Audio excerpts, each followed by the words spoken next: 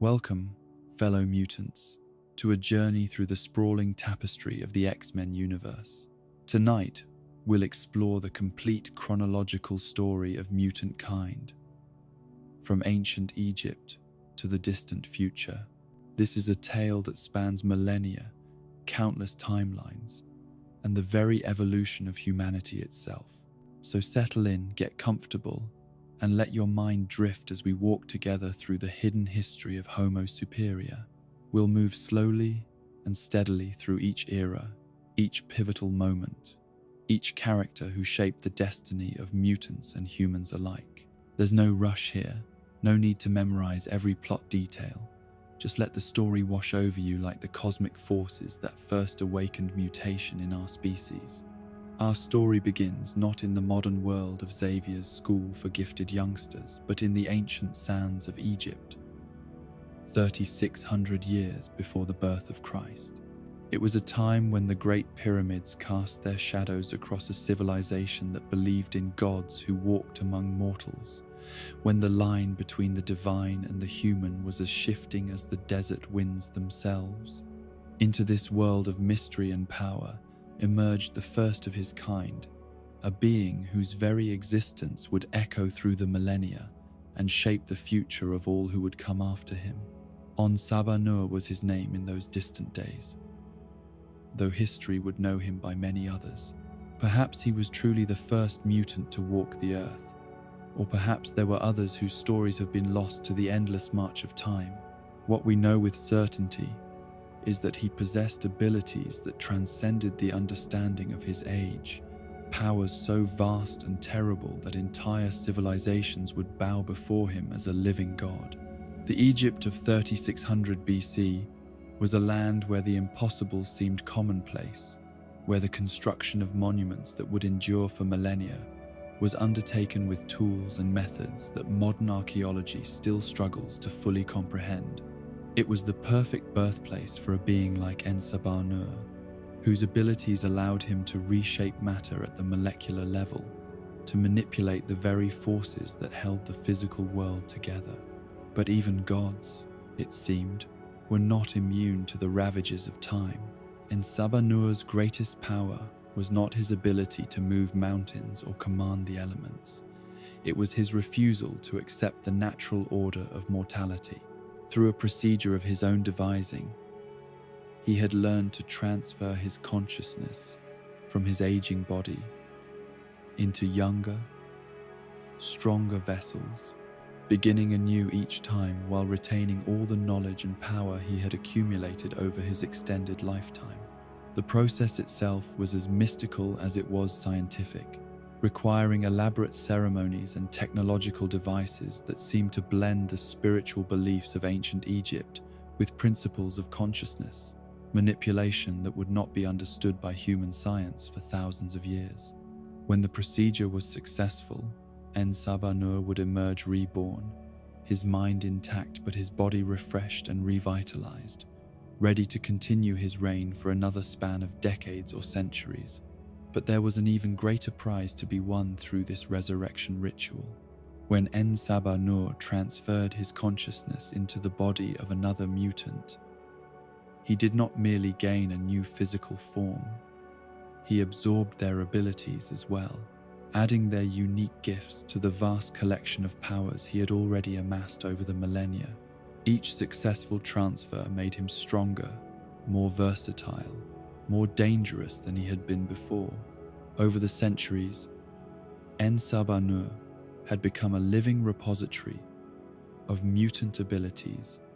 a single being who possessed powers that would not be seen again in isolation for thousands of years. He could manipulate matter and energy, control minds and bodies, reshape his physical form at will, and bend the very fabric of reality to his desires. Each new host had contributed something unique to his growing arsenal of capabilities, making him not just the first mutant, but arguably the most powerful being ever to walk the earth. The ancient Egyptians who served him understood that they were in the presence of something beyond their comprehension. To them, En Sabah Nur was not merely a ruler, but a divine force given human form, a god whose will was absolute and whose power was infinite. They built temples in his honor, offered sacrifices to ensure his favor, and structured their entire civilization around his eternal presence. Yet even among gods, there are those who grow weary of absolute power, and even among servants, there are those who dream of freedom. En Sabah Nur's reign, for all its magnificence and terror, contained within it the seeds of its own downfall. The very immortality that made him invincible also made him complacent, the endless years of unchallenged rule dulling his awareness of the subtle currents of rebellion that flowed beneath the surface of his seemingly loyal followers. The betrayal, when it came, was as swift as it was unexpected. Those who had served him most faithfully, who had participated in countless resurrection ceremonies and witnessed firsthand the terrible majesty of his power, turned against him at the moment of his greatest vulnerability. The transfer procedure required absolute trust between En Sabah Nur and those who conducted the ritual, a moment when his consciousness existed outside any physical form and was therefore most susceptible to interference. On that fateful day 3,600 years ago, as En Sabah Nur prepared to undergo yet another resurrection into a younger body, his followers made their choice. Instead of completing the ritual that would have granted him renewed life and even greater power, they sabotaged the procedure, trapping his consciousness in a state of suspended animation, while his physical form lay helpless within the great pyramid that had been built to house his eternal reign. The pyramid itself became both tomb and prison, its massive stone blocks forming an impenetrable barrier that would keep the world's first mutant sealed away from the light of day. The followers who had betrayed him scattered to the winds, some fleeing Egypt entirely, while others remained to guard the secret of what lay buried beneath the ancient stones. They knew that what they had done was not truly death. Beings like En Sabah Nur did not die easily, if at all.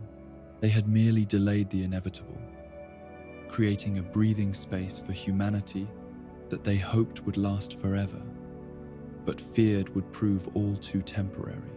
And so En Sabah Nur slumbered in his pyramid prison, his consciousness trapped in darkness, while the world above continued its endless dance of rise and fall, birth and death, progress and decay.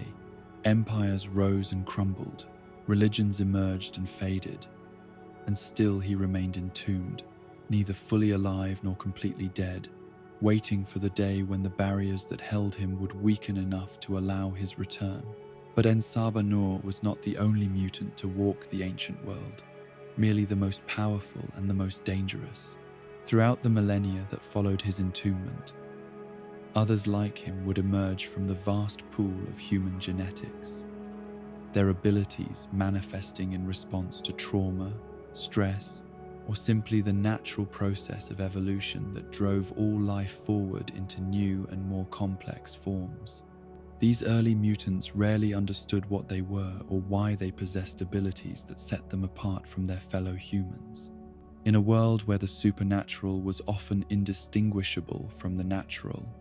where gods and monsters were accepted as part of the fabric of reality, a person who could control fire or read minds might be worshipped as a deity, feared as a demon, or simply accepted as another of life's many mysteries. Most of these ancient mutants left no lasting record of their existence, their stories lost to time like countless other human lives that flickered briefly and then faded into darkness. But some few achieved legendary status, becoming the heroes and villains of mythology, the demigods and monsters that would inspire stories told around campfires for generations to come. The concept that these individuals represented a new step in human evolution, that they were the harbingers of a transformation that would eventually encompass all of humanity, was far beyond the understanding of ancient civilizations. They lacked the scientific framework to comprehend genetics, mutation, and natural selection. To them, these abilities were gifts from the gods or curses from demons, blessings to be celebrated or afflictions to be endured. Yet even in their ignorance, the ancient world understood that these individuals were different, that they possessed something that set them apart from the common run of humanity. Sometimes this difference was celebrated,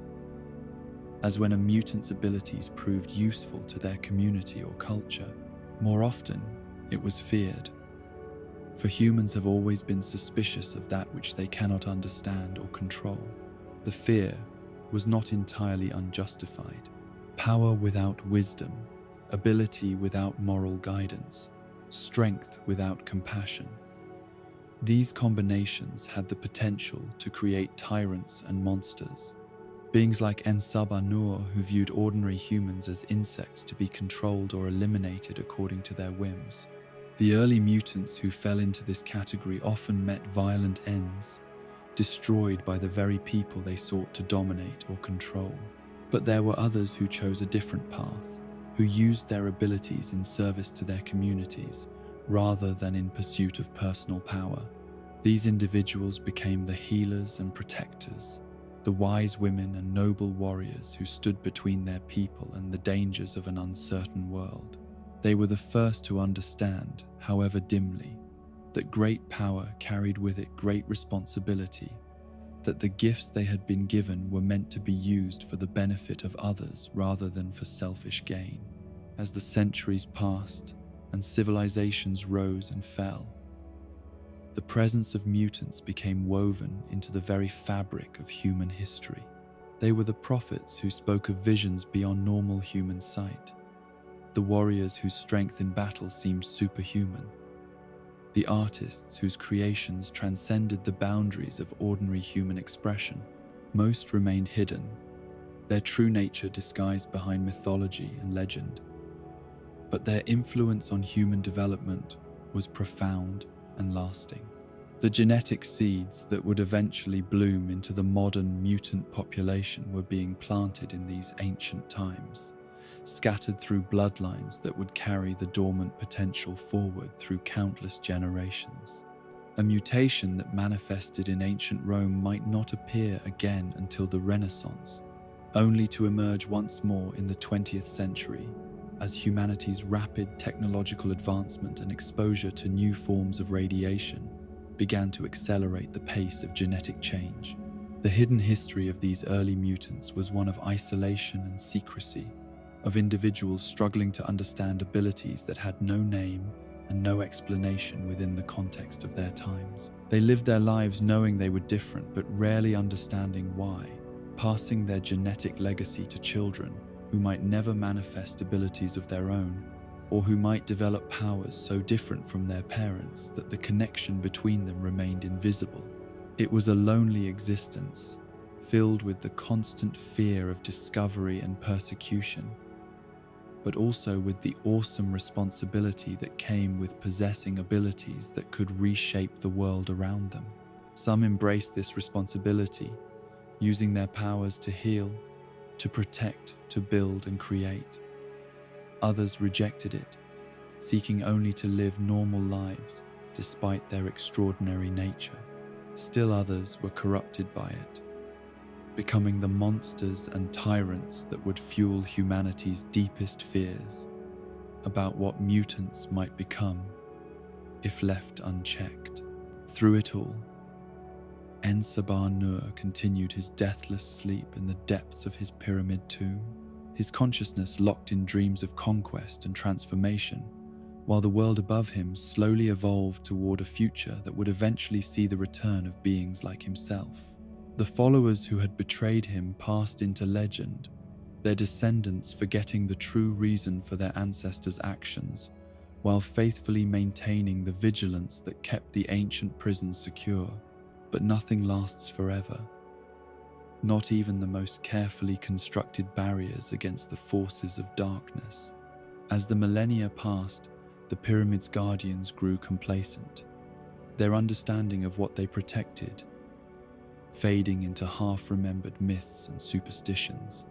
The ritual knowledge that had originally sealed En Sabah Nur was gradually lost, replaced by simpler ceremonies and practices that maintained the forms but not the substance of the original protections. And deep beneath the ancient stones, something stirred in its sleep, dreaming of the day when it would once again walk beneath the sun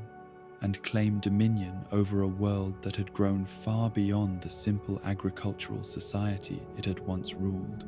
The first mutant was patient, as only immortal beings can be patient,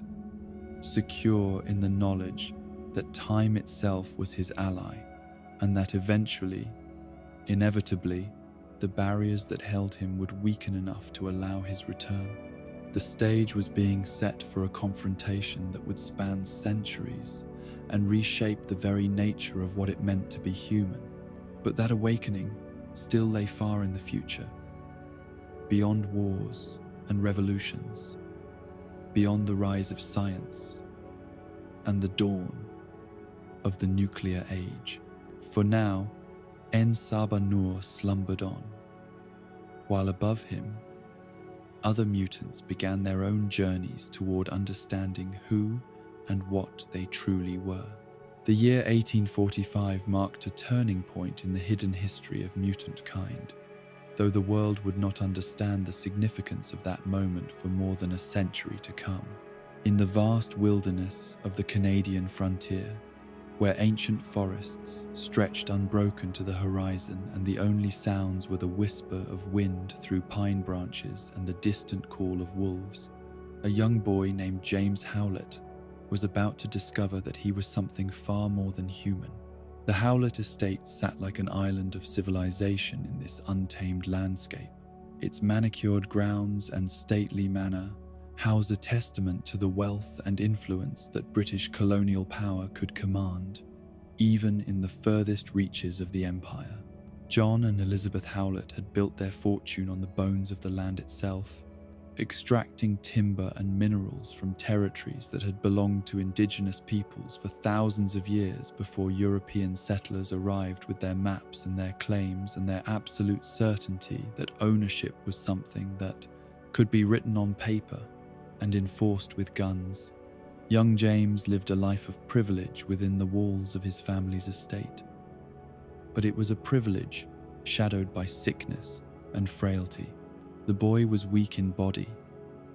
prone to mysterious ailments that no doctor could properly diagnose or cure, and his parents watched over him with the careful attention that only comes when you fear that every day might be your child's last. He spent his hours in the company of books and tutors, his mind sharp and curious, even as his body remained frustratingly fragile. But James was not alone in his isolation from the broader world. The estate employed many servants and workers, including Thomas Logan, the groundskeeper, whose own story was written in the scars and lines of a hard life, lived in service to others. Logan was a man who had known violence and hardship, whose hands bore the calluses of decades spent working the land, and whose eyes held secrets that he shared with no one, not even his own son. Victor Creed was Logan's boy, though the resemblance between them was not immediately apparent to casual observers. Where Thomas was weathered and worn by years of labor,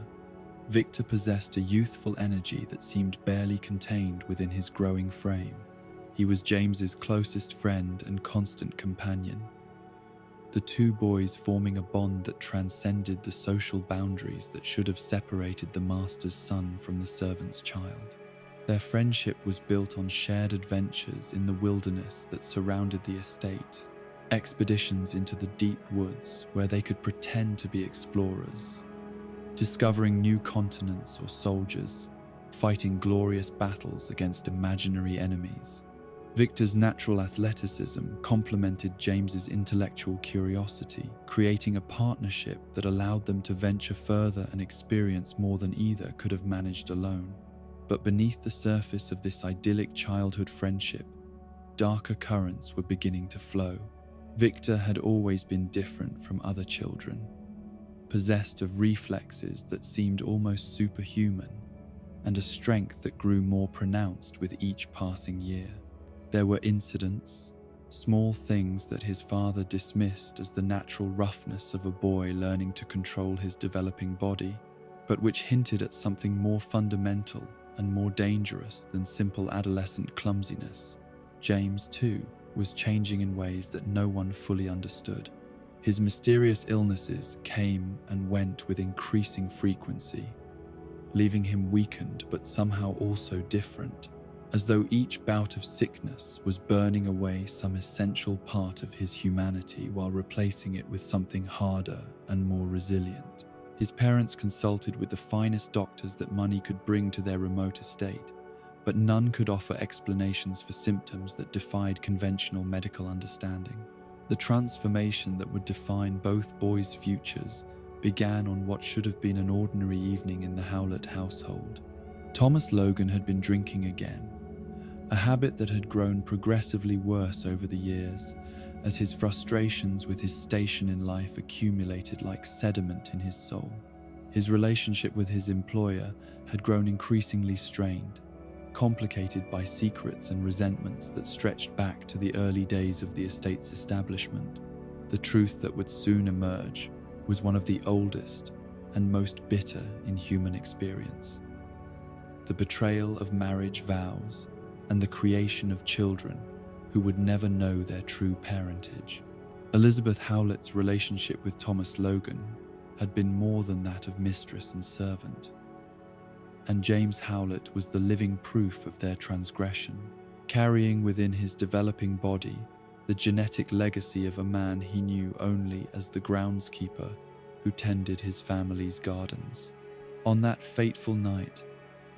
Thomas Logan's long simmering rage finally boiled over into violence. The confrontation with John Howlett was swift and brutal, the kind of sudden explosion of anger that leaves no room for reason or restraint. The gunshot that ended John Howlett's life echoed through the manor house like thunder, bringing servants running and sending Elizabeth into the kind of screaming hysteria that would haunt the survivors for the rest of their lives. But it was James's reaction that would prove most significant for the future of mutant kind. The trauma of witnessing his supposed father's murder triggered something deep within his genetic structure, awakening dormant capabilities that had been waiting for just such a moment of extreme stress to manifest themselves. The rage that consumed the boy in that instant was unlike anything he had ever experienced. A primal fury that seemed to come from some prehistoric part of his brain, where civilization had never taken root. The bone claws that erupted from his knuckles were as much a surprise to James as they were to everyone else in the room. The pain of their emergence was excruciating, a tearing sensation that felt as though his entire skeletal structure was being rewritten in an instant. But the pain was overwhelmed by the terrible clarity of purpose that accompanied his mutation's first manifestation. Without conscious thought or deliberate intention, he launched himself at Thomas Logan with the speed and ferocity of a wild animal protecting its pack.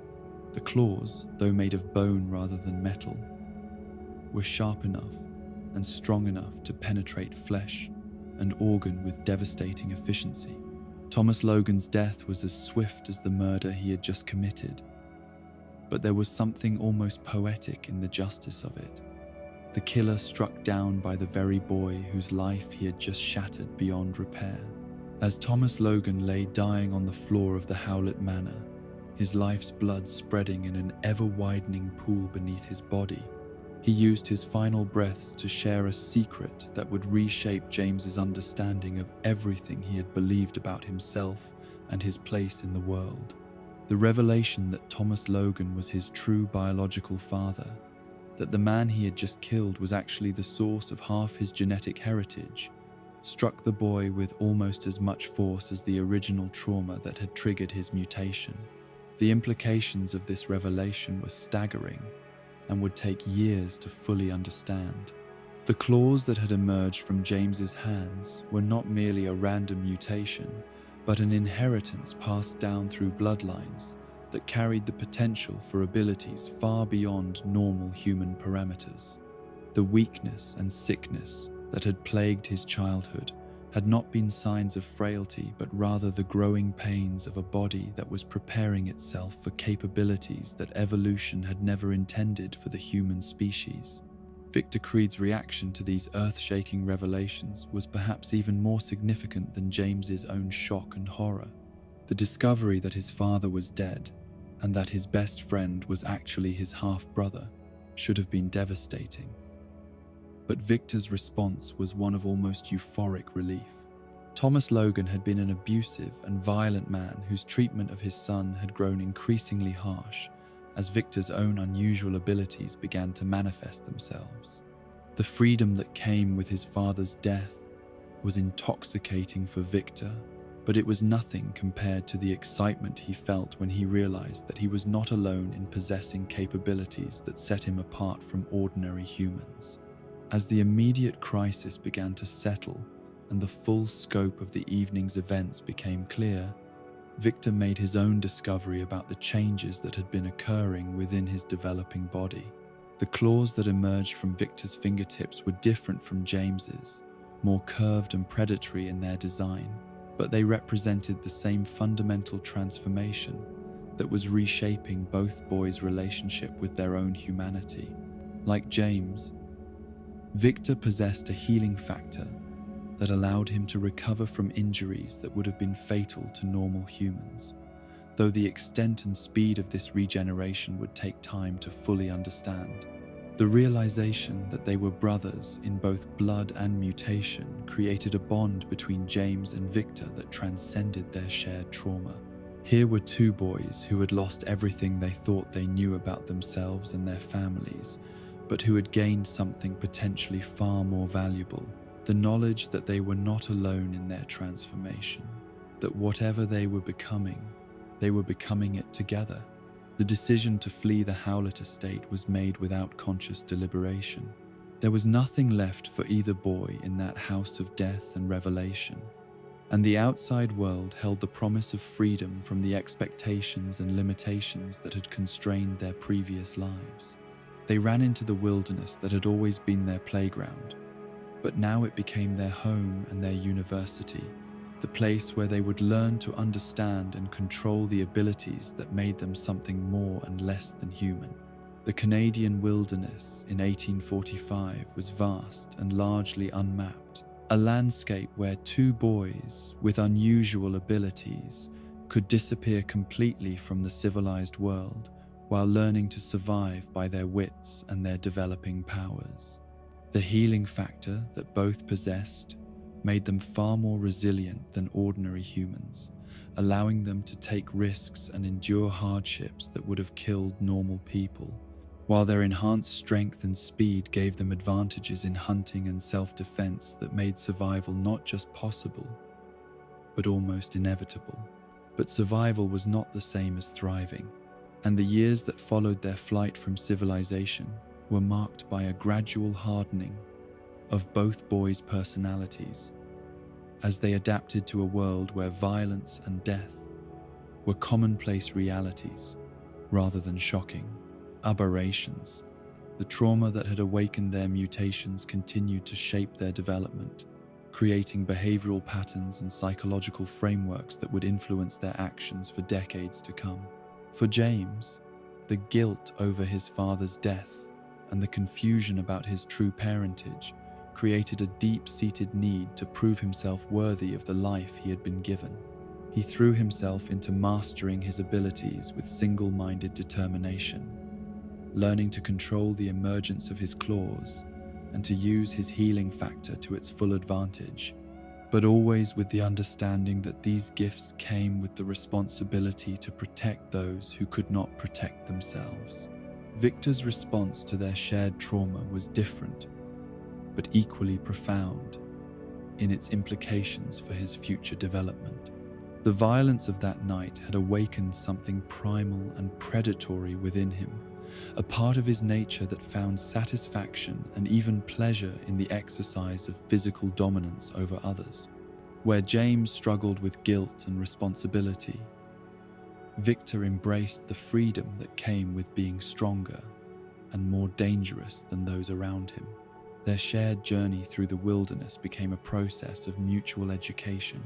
with each brother learning from the other's strengths, while struggling to understand and compensate for their different approaches to the moral questions that their abilities raised. James's natural empathy and desire to help others provided a counterbalance to Victor's growing appetite for violence and dominance, while Victor's ruthless pragmatism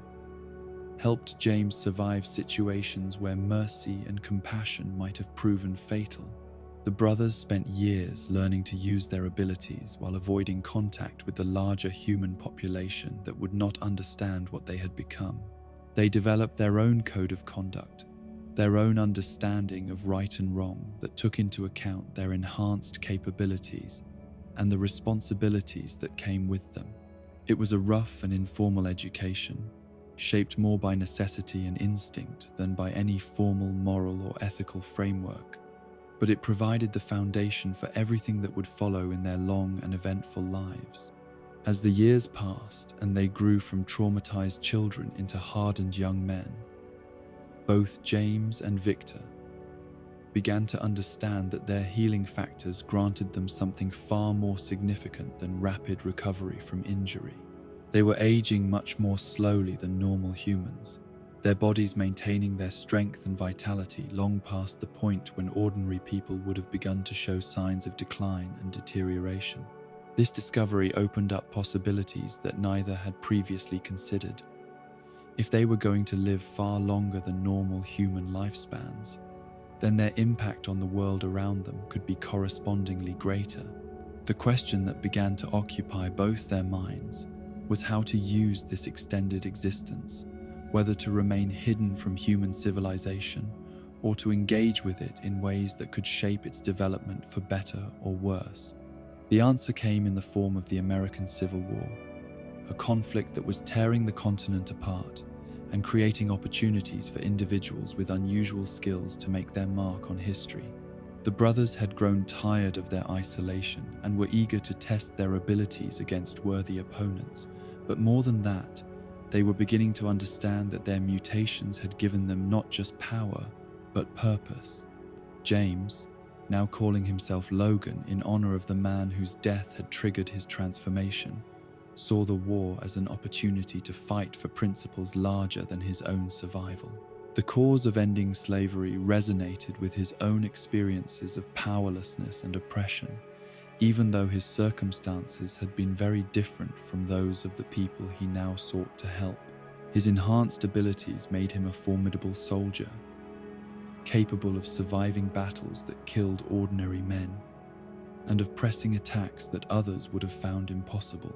Victor, meanwhile, was drawn to the conflict for different reasons. The war offered him the chance to exercise his predatory instincts in service of a larger cause, to kill and dominate without the moral complications that had sometimes troubled him during their wilderness years. He found purpose in the brotherhood of soldiers and satisfaction in the knowledge that his violent impulses were being channeled towards socially acceptable ends. The Civil War became the first chapter in what would prove to be a much longer story of the brothers' involvement in humanity's major conflicts. Their enhanced longevity meant that wars which represented entire lifetimes for ordinary humans were merely episodes in their extended existence, opportunities to test their abilities and to witness firsthand the best and worst of human nature under extreme circumstances. Fighting alongside mortal soldiers taught both Logan and Victor important lessons about leadership, sacrifice, and the complex moral calculations that warfare demanded. They learned that their abilities, while making them nearly invincible in combat, also carried the burden of watching friends and comrades die while they themselves survived virtually unscathed. The guilt and isolation that came with this survivor's advantage would become recurring themes in their long lives. The end of the Civil War marked the beginning of a pattern that would repeat itself throughout the remainder of the 19th century and well into the 20th. Logan and Victor would emerge from one conflict changed by their experiences, spend some time trying to integrate those changes into their understanding of themselves and their place in the world, and then find themselves drawn into the next great upheaval that offered them the chance to matter in the grand sweep of human history. World War I found them fighting in the trenches of Europe, where the industrial scale of killing and the impersonal nature of modern warfare created new challenges for warriors who had grown accustomed to more intimate forms of combat. The poison gas and artillery bombardments of the Western Front tested their healing factors in ways that previous conflicts had not, while the futility and waste of trench warfare challenged their assumptions about honor and purpose in military service. By the time World War II erupted across the globe, Logan and Victor had become seasoned veterans of humanity's capacity for both heroism and horror. They had witnessed the best and worst that their species was capable of, had seen civilizations rise and fall, had watched technology transform the nature of warfare itself. And through it all, they had remained essentially unchanged, their bodies still young and strong, while their minds carried the accumulated weight of more than a century of experience. The Second World War would prove to be a turning point not just for human civilization, but for the hidden community of mutants that was slowly emerging from the shadows of history. It was during this conflict that other individuals with abilities similar to Logan and Victor's would begin to make their presence known, creating the possibility of connections and alliances that had never before existed. But perhaps more significantly, World War II would see the emergence of individuals whose mutations were triggered not by personal trauma, but by the systematic application of scientific principles to the enhancement of human capabilities. The war became a laboratory for experiments in human potential that would lay the groundwork for everything that would follow in the decades to come. Among those who would be forever changed by their wartime experiences was a young boy named Eric Lensher, whose encounter with the darkest aspects of human nature would awaken abilities that would make him one of the most powerful and dangerous mutants ever to walk the earth. His story would intersect with Logan and Victor's in ways that none of them could have predicted, creating alliances and conflicts that would shape the future of mutant kind for generations to come. The stage was being set for the next phase in the evolution of Homo superior, a phase that would see mutants emerge from hiding and begin to take active roles in shaping the destiny of both their own species and humanity as a whole. The long journey from the Canadian wilderness to the battlefields of Europe had prepared Logan and Victor for the challenges that lay ahead, though neither could have imagined the scope of the conflicts that awaited them, or the profound impact their actions would have on the world they had sworn to protect. The year 1962 found the world balanced precariously on the edge of nuclear annihilation, caught between the competing ideologies of East and West in a Cold War that threatened to turn hot at any moment. The Cuban Missile Crisis loomed on the horizon like a gathering storm, while beneath the surface of international politics, forces were stirring that would reshape humanity's understanding of its own evolutionary potential. It was a time when the impossible seemed merely improbable, when rocket ships carried men into the void of space and atomic energy promised to transform civilization itself. Into this world of boundless optimism shadowed by existential dread, a new generation of mutants was preparing to emerge from the shadows where their kind had hidden for millennia. The genetic seeds planted in the aftermath of the nuclear age were beginning to bloom, creating individuals whose abilities transcended the boundaries of human possibility while their hearts remained achingly, recognizably human in their hopes and fears and dreams of belonging. Charles Xavier had grown from the curious boy who had first encountered Raven in his family's mansion into a brilliant young man whose understanding of genetics and human potential far exceeded that of his contemporaries at Oxford University. His telepathic abilities had developed alongside his intellectual gifts, creating a unique perspective on human nature that combined scientific rigor with empathic insight into the deepest workings of the mind. The Xavier mansion in Westchester County had become his sanctuary and laboratory, a place where he could pursue his research into genetic mutation while providing a safe haven for Raven, whose shape-shifting abilities had made her his constant companion and surrogate sister for more than a decade. Their relationship had deepened over the years into something that transcended simple friendship, though it was complicated by the fundamental differences in how their mutations affected their daily lives. For Charles,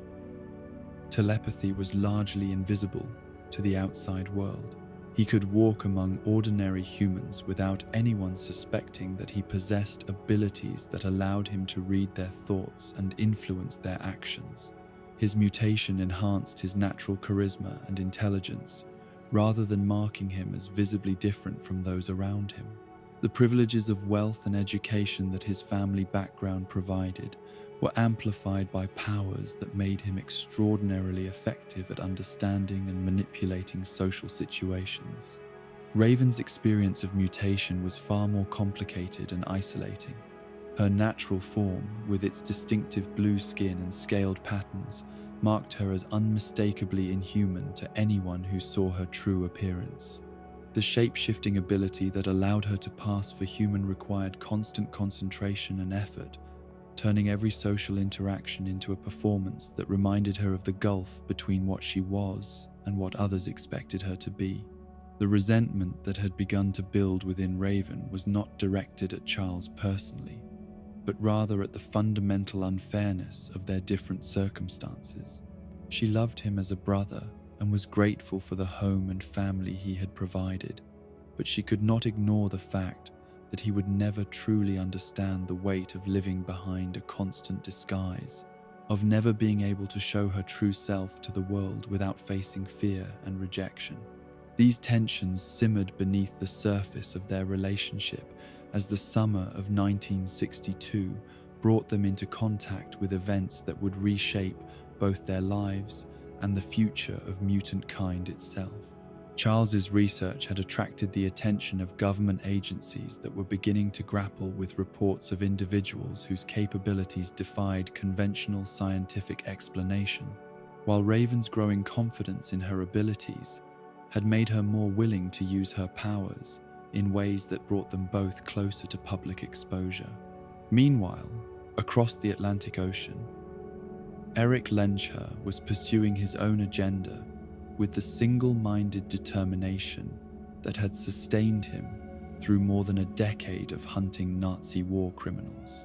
His magnetic abilities had developed into formidable weapons in this quest for justice, allowing him to track down and eliminate those who had participated in the machinery of genocide that had destroyed his family and his childhood innocence.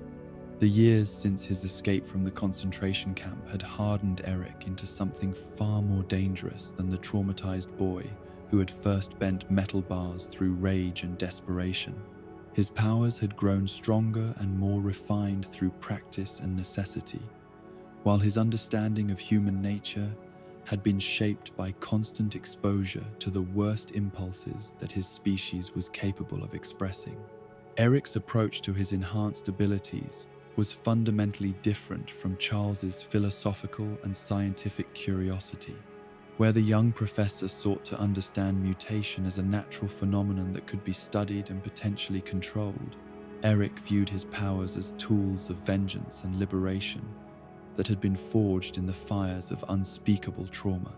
His magnetic manipulation was not merely a genetic quirk, but a weapon that could be used to reshape the world according to principles of justice that ordinary humans seemed incapable of upholding.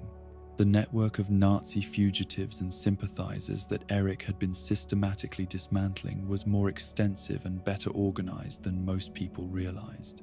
Many of the scientists and officials who had overseen the concentration camps had escaped to South America or been secretly recruited by various governments that valued their expertise more than they condemned their crimes. Finding and eliminating these individuals required resources, connections, and a willingness to operate outside the boundaries of international law. Eric's pursuit of Klaus Schmidt The doctor who had tortured him as a child and murdered his mother before his eyes had become an obsession that drove every aspect of his existence. Schmidt represented not just personal vengeance, but a symbol of everything that Eric believed was wrong, with a world that allowed such monsters to escape justice while their victims were forgotten by history. The investigation that finally led Eric to his target's current identity and location revealed that Klaus Schmidt had reinvented himself as Sebastian Shaw, a wealthy industrialist whose business interests spanned multiple continents and whose influence reached into the highest levels of government and military command structures. Shaw's transformation from concentration camp doctor to international power broker was a perfect example of how the guilty could prosper while the innocent suffered, and it reinforced Eric's growing conviction that ordinary human institutions were fundamentally incapable of delivering true justice. Shaw's current activities were far more dangerous than his past crimes, though they sprang from the same fundamental contempt for human life that had made him such an effective instrument of Nazi genocide. His mutation, the ability to absorb and redirect kinetic energy, had made him virtually invincible in physical combat, while his intelligence and resources had allowed him to build an organization dedicated to reshaping the world according to his vision of mutant supremacy. The Hellfire Club that Shaw had created was ostensibly a social organization for wealthy and influential individuals, but its true purpose was to manipulate global events in ways that would trigger a nuclear war between the United States and Soviet Union. Shaw's plan was based on his belief that mutants represented the next stage of human evolution, and that the current population of ordinary humans was an evolutionary dead end that needed to be eliminated to make room for their genetic superiors. The nuclear conflict that Shaw sought to provoke would serve multiple purposes within his grand strategy. The immediate devastation would eliminate billions of ordinary humans, while the long-term radiation effects would create environmental conditions that would be far more favorable to mutants than to baseline humanity. Those mutants who survived the initial exchange would inherit a world cleansed of their evolutionary predecessors and transformed into a paradise designed for beings with enhanced capabilities. Shaw's inner circle included other mutants, whose abilities complemented his own strategic vision. Emma Frost, whose telepathic powers rivaled those of Charles Xavier,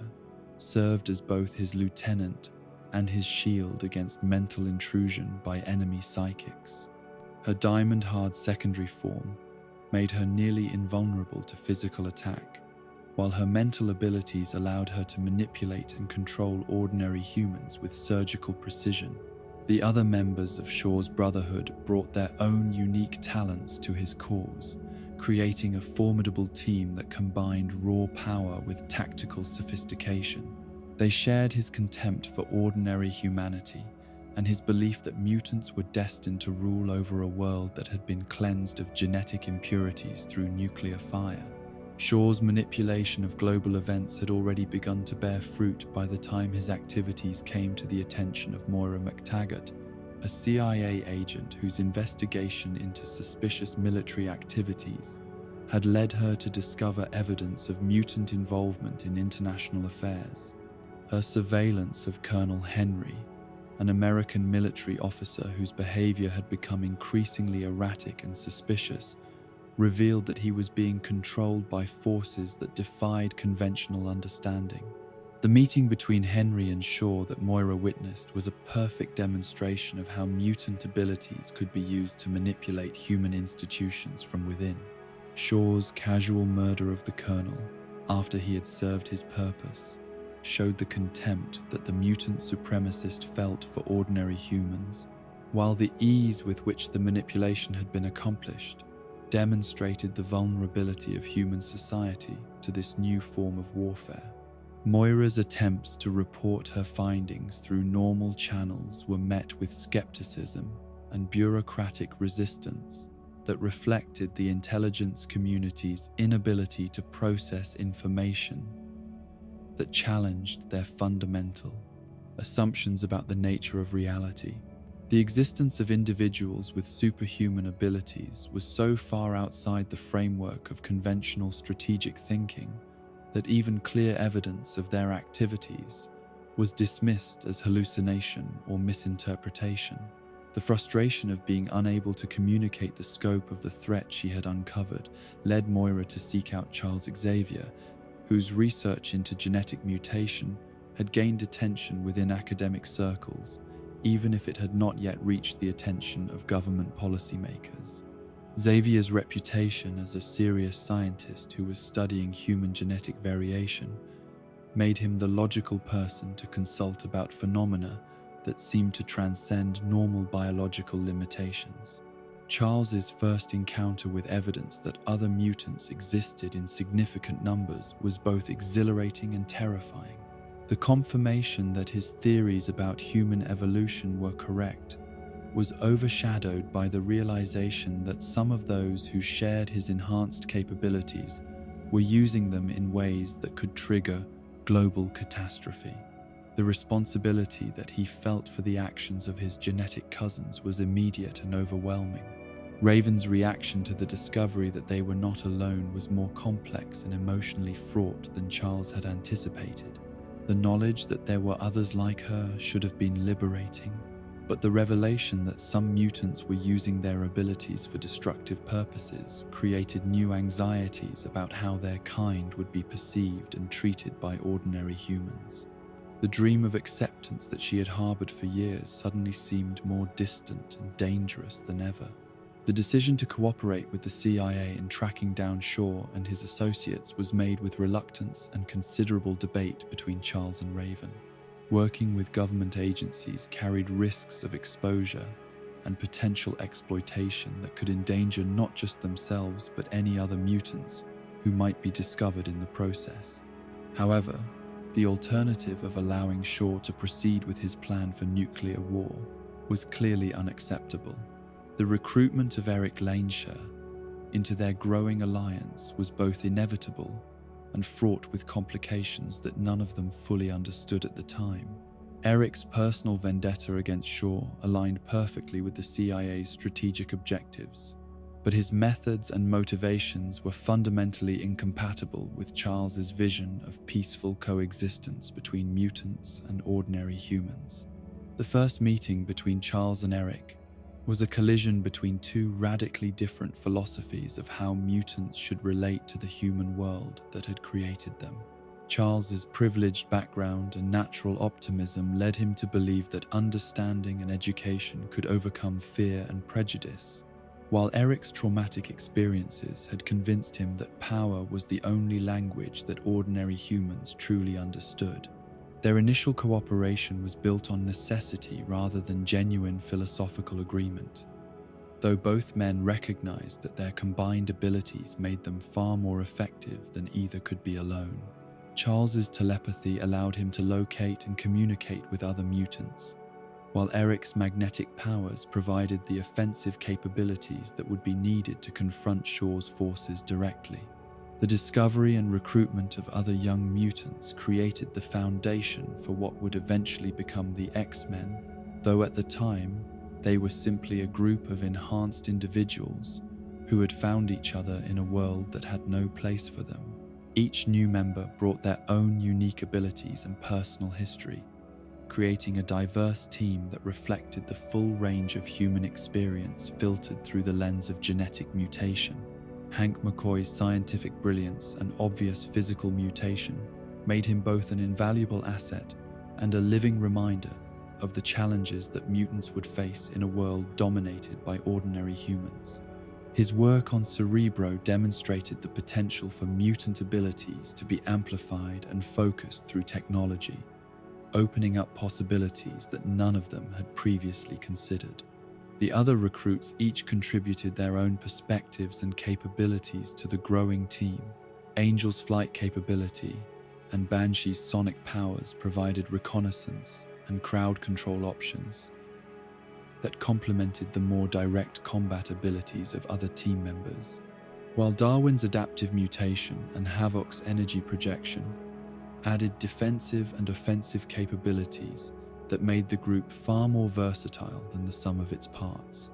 The formation of this first X-Men team was marked by an excitement and sense of possibility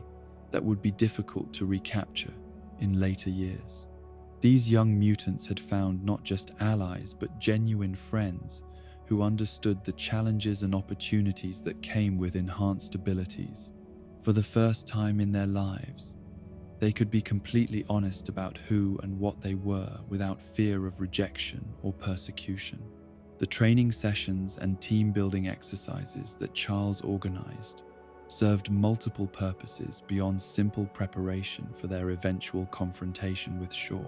They allowed each member to better understand and control their abilities, while also developing the trust and communication skills that would be essential for effective teamwork under combat conditions. Raven's growing relationship with Hank McCoy during this period reflected her desperate desire to find someone who could understand and accept her true nature. Hank's own visible mutation made him seem like the perfect partner for someone who had spent years hiding behind a human disguise. But their romantic connection was complicated by both individuals' complex relationships with their own enhanced characteristics. The development of Hank's proposed cure for the outward manifestations of mutation became a source of both hope and conflict within the team. The possibility of retaining enhanced abilities while appearing completely human was enormously appealing to those like Raven and Hank, whose mutations marked them as visibly different. But it also raised questions about acceptance and self-identity that went to the heart of what it meant to be a mutant. Eric's influence on Raven's thinking during this period was subtle but profound in its long-term implications. His acceptance and even celebration of her natural blue form provided a stark contrast to the approach that Charles had always taken, which emphasized the importance of fitting in with human society, rather than challenging it to accept mutants as they truly were. The philosophical discussions between Charles and Eric that took place during their training period revealed fundamental differences in their approaches to human-mutant relations that would eventually tear their alliance apart. Charles's vision of integration and peaceful coexistence was based on his belief in the fundamental goodness of human nature, while Eric's advocacy for mutant pride and self-determination reflected his conviction that ordinary humans would never willingly accept their genetic successors as equals. These debates were not merely abstract intellectual exercises, but urgent practical questions that would determine how the team approached their mission and how mutants would interact with the broader world in the years to come. The decisions made during these crucial weeks would establish patterns of thought and action that would influence the development of mutant-human relations for decades to come. The intelligence-gathering phase of their mission revealed the true scope of Shaw's plan and the sophistication of his organization. The Hellfire Club's influence extended into military, political, and economic institutions across multiple nations, creating a network of control and manipulation that could trigger global conflict through carefully orchestrated provocations. Shaw's manipulation of both American and Soviet decision-makers demonstrated the vulnerability of human institutions to mutant influence, while also showing how enhanced abilities could be used to pursue agendas that served mutant interests at the expense of ordinary human welfare. The ease with which he had positioned nuclear weapons in Turkey and Cuba while convincing both superpowers that they were responding to threats rather than creating them was a masterpiece of strategic deception. The revelation that the Cuban Missile Crisis was not a spontaneous escalation of Cold War tensions, but rather a carefully orchestrated attempt to trigger nuclear war, added urgency to the team's mission, while also highlighting the stakes involved in their success or failure. The survival of human civilization itself depended on their ability to stop Shaw's plan before it reached its inevitable conclusion. The final confrontation between the X-Men and Shaw's Brotherhood took place against the backdrop of naval forces from two superpowers facing each other across a few miles of Caribbean water, each side convinced that the other was preparing to launch a first strike. The irony that mutants were fighting to prevent a war that ordinary humans seemed determined to start was not lost on any of the participants. The battle itself showcased the full range of abilities that both teams possessed, while also demonstrating the tactical advantages that came from effective teamwork and coordination. Shaw's individual power was formidable, but the X-Men's ability to combine their abilities and support each other gave them advantages that pure strength alone could not overcome. Charles's telepathic hold on Shaw during the final moments of the confrontation created the opportunity that Eric had been seeking for more than a decade. The coin that Eric slowly pushed through Shaw's skull was the same one that the villain had used years earlier to trigger Eric's powers through the murder of his mother, making his death both a personal vengeance and a symbolic victory over the forces that had shaped Eric's traumatic childhood. The immediate aftermath of Shaw's death should have been a moment of triumph for the X-Men,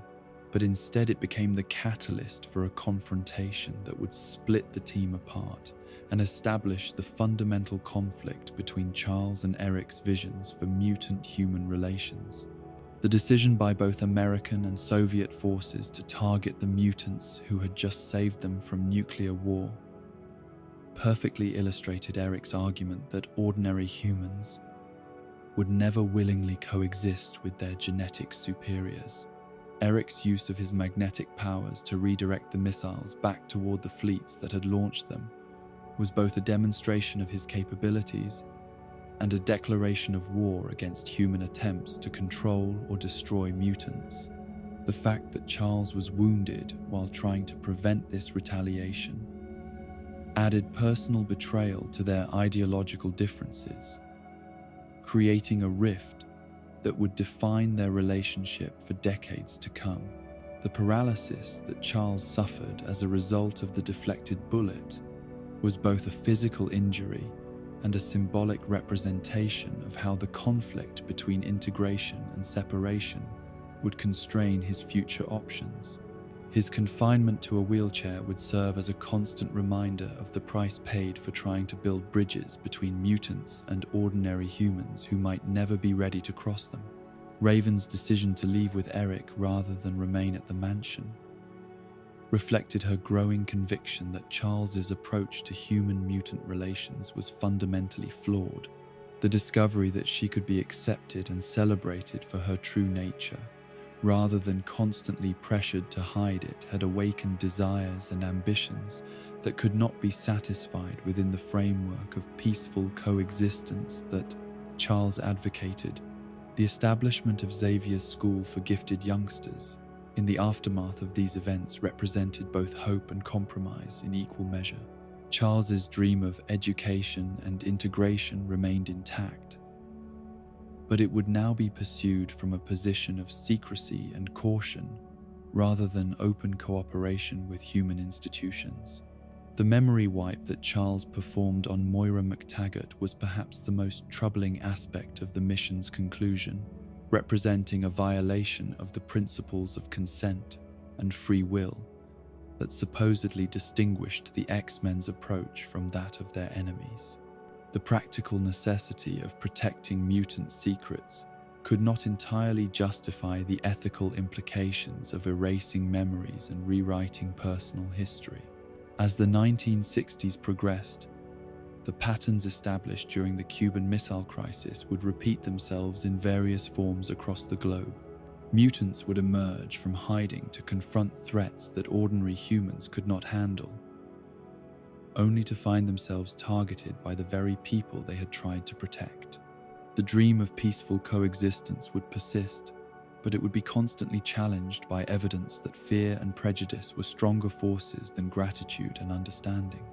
The stage was now set for the next phase of mutant-human relations, one that would be characterized by increasing visibility, growing conflict, and the emergence of new generations of enhanced individuals who would have to choose between Charles's path of integration and Eric's vision of separation and supremacy. The choices made during those crucial days in 1962 had created the framework within which all future conflicts would unfold. The assassination of Bolivar Trask in 1973 sent shockwaves through the corridors of power in Washington, Moscow, and every capital city, where men in shadowed rooms made decisions that would shape the future of human civilization. The mutant who had pulled the trigger believed she was striking a blow for justice, eliminating a man whose experiments on her people had caused suffering beyond measure. What Mystique could not have foreseen was that her act of vengeance would accelerate the very program she had sought to destroy, transforming anti-mutant research from a clandestine government project into a national security priority of the highest order. Raven Darkholme had spent the decades since the Cuban Missile Crisis moving through the shadows of international espionage, using her shape-shifting abilities to infiltrate organizations and gather intelligence on the growing network of scientists and military officials who viewed mutants as either weapons to be exploited or threats to be eliminated. Her abandonment of Charles Xavier's dream of peaceful coexistence had not been a rejection of all moral considerations, but rather a recognition that some forms of evil could only be stopped through direct action that ordinary humans lacked the courage or capability to undertake. The trail that led her to Trask had been long and bloody, winding through laboratories in Switzerland where mutant children were dissected like laboratory animals, through military installations in Nevada where captured mutants were forced to demonstrate their abilities until their bodies gave out from exhaustion and trauma, through corporate boardrooms where the systematic oppression of an entire subspecies was discussed in the same dispassionate tones used for quarterly profit projections. Each revelation of the scope and brutality of the anti-mutant apparatus had hardened Raven's resolve, while also isolating her further from the idealistic young woman who had once believed that education and understanding could overcome fear and prejudice. The evidence she had accumulated during her years of investigation painted a picture of institutional malice, so pervasive and systematic that peaceful resistance seemed not just naive but actively counterproductive. Trask himself had emerged from this investigation as the spider at the center of a web that connected government agencies, private corporations, and academic institutions in a coordinated effort to study, control, and ultimately eliminate the mutant population. His public persona, as a brilliant scientist working to advance human understanding of genetic variation, masked a deeper agenda that viewed mutants as an existential threat to human supremacy that could only be addressed through the application of superior technology and ruthless determination. The Sentinel program that Trask had developed represented the culmination of decades of research into anti-mutant warfare, combining advanced robotics with adaptive artificial intelligence and weapons systems specifically designed to counter the abilities that made mutants so dangerous to conventional military forces. The prototype units that had been constructed and tested in secret facilities across the country were impressive enough, but Trask's ultimate vision called for mass production of these mechanical hunters, on a scale that would allow them to track down and eliminate every mutant on Earth. The decision to assassinate Trask was not made lightly or in haste, but rather after careful consideration of alternatives that might achieve the same strategic objectives without resorting to violence.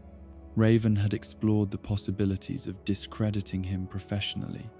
of exposing his activities to the press, of sabotaging his research through cyber attacks or industrial espionage.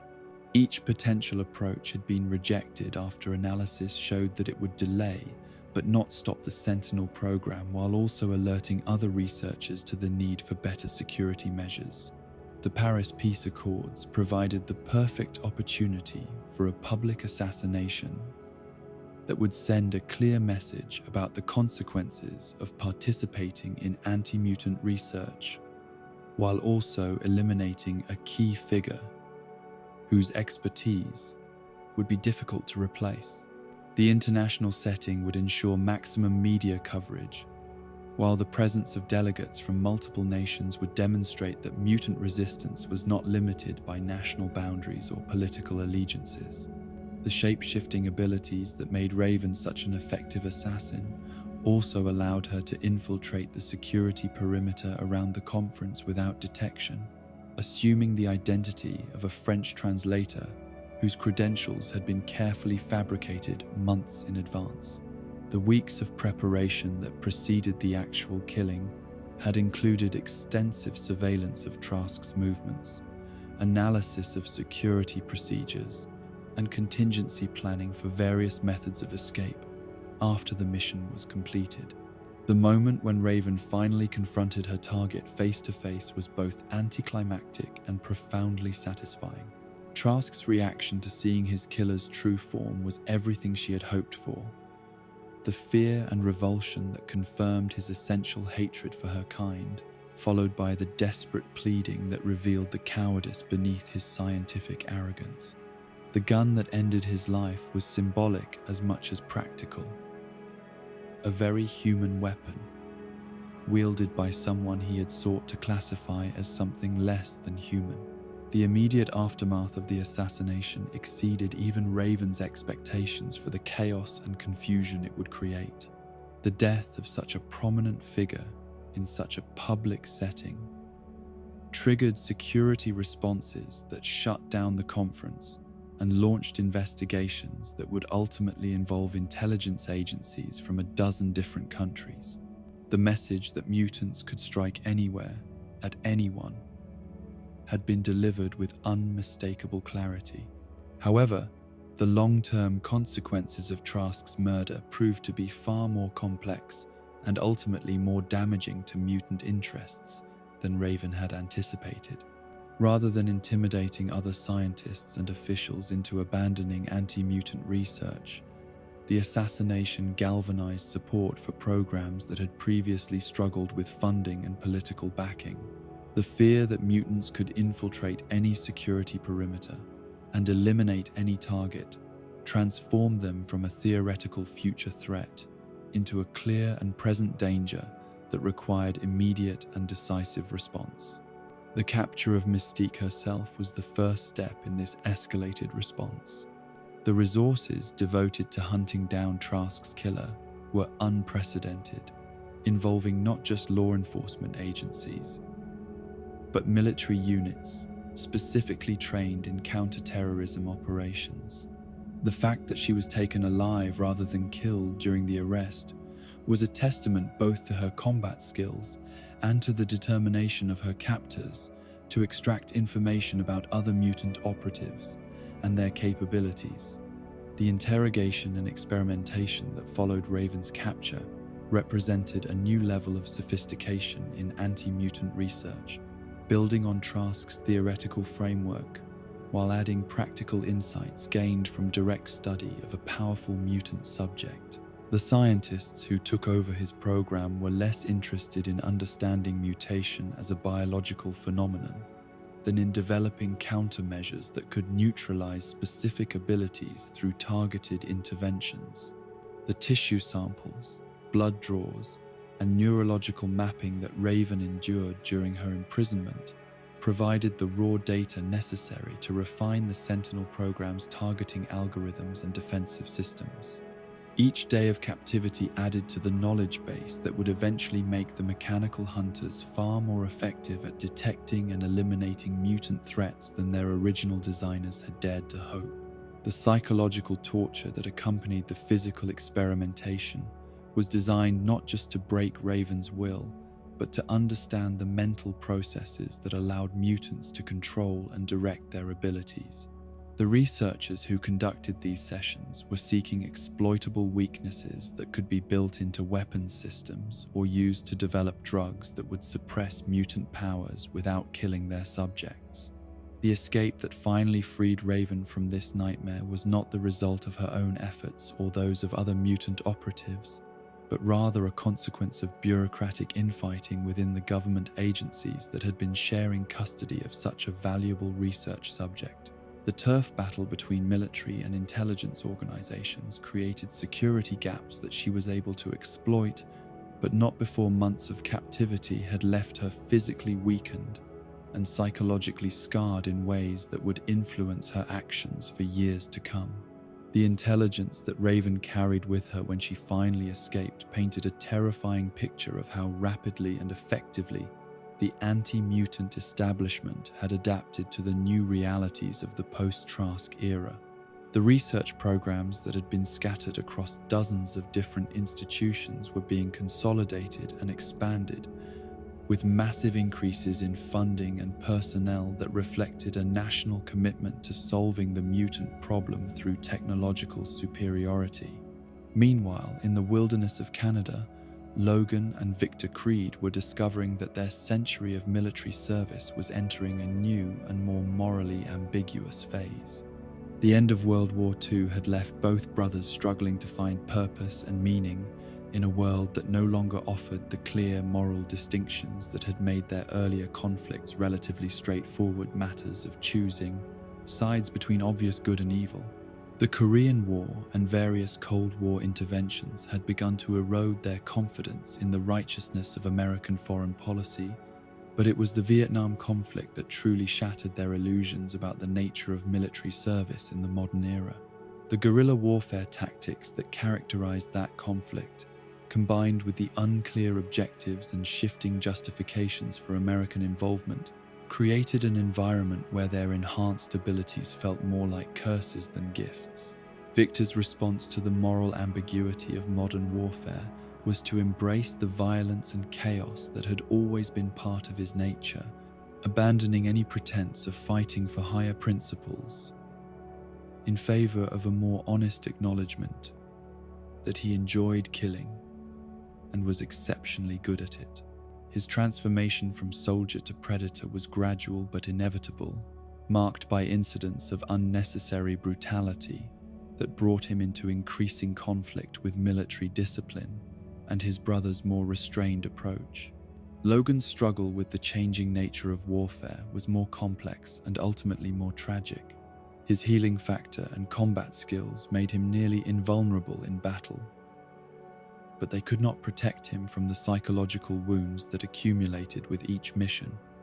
each friend lost, each moral compromise required by the dirty wars that defined the era. The guilt and isolation that came with surviving conflicts that killed so many others was compounded by his growing awareness that his government was using him as a weapon rather than treating him as a human being. The recruitment of both brothers by Major William Stryker represented a new phase in the militarization of mutant abilities, one that would have profound consequences for the future development of government anti-mutant programs. Stryker's background as a military scientist who had studied the psychological effects of combat stress made him uniquely qualified to understand and manipulate individuals whose enhanced abilities were matched by equally enhanced psychological vulnerabilities. Team X, the unit that Stryker assembled around Logan and Victor, was ostensibly a special forces group tasked with missions too dangerous or sensitive for conventional military units. The reality was that it served as both a testing ground for the deployment of mutant abilities in combat situations and a recruitment pipeline for more extensive research programs that would eventually feed into the Weapon X project. The other members of Team X brought their own unique abilities and personal histories to the group, creating a diverse collection of enhanced individuals who shared the common experience of being shaped by violence and trauma into something that was no longer entirely human. Agent Zero's enhanced reflexes and marksmanship skills, John Wraith's teleportation abilities, Fred Dukes' superhuman strength, Chris Bradley's electrical manipulation, and Wade Wilson's combat expertise and rapid healing created a formidable team that could handle missions impossible for normal soldiers. The camaraderie that developed among the team members was genuine but fragile, built on shared experiences of combat and isolation, but undermined by the fundamental instability that came with their enhanced abilities and traumatic backgrounds. They were all damaged individuals trying to find purpose and meaning through military service. But the missions that Stryker assigned them gradually revealed that their government viewed them as disposable assets rather than valuable soldiers. The mission to Nigeria that would eventually drive Logan away from Team X began as a routine operation to eliminate diamond smugglers who had gained access to a rare metal with unusual properties. The discovery that these smugglers possessed adamantium, a substance stronger than any known material, transformed the mission from a simple law enforcement action into a strategic operation, with implications that extended far beyond the immediate tactical objectives. The interrogation of the smuggling operations leader revealed that the adamantium had been extracted from a meteorite discovered near a small village, where the inhabitants had been using small amounts of the metal for tools and decorative objects without understanding its true value. Stryker's order to obtain the raw material, regardless of the cost to civilian populations, was the first clear indication that the team was being used for purposes that went beyond legitimate military objectives.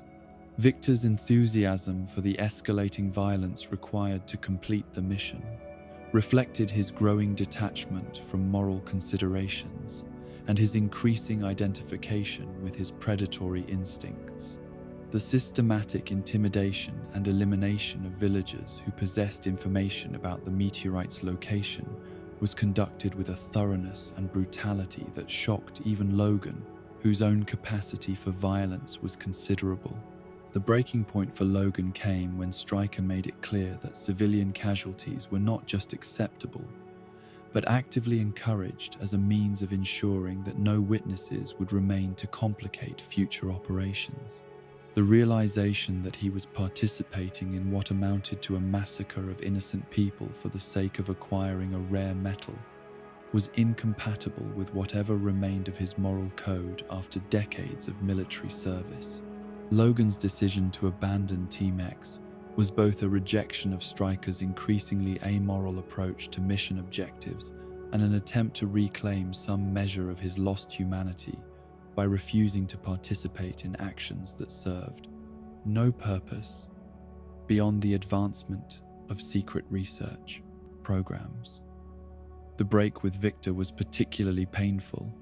as it represented the end of a partnership that had sustained both brothers through more than a century of shared experiences.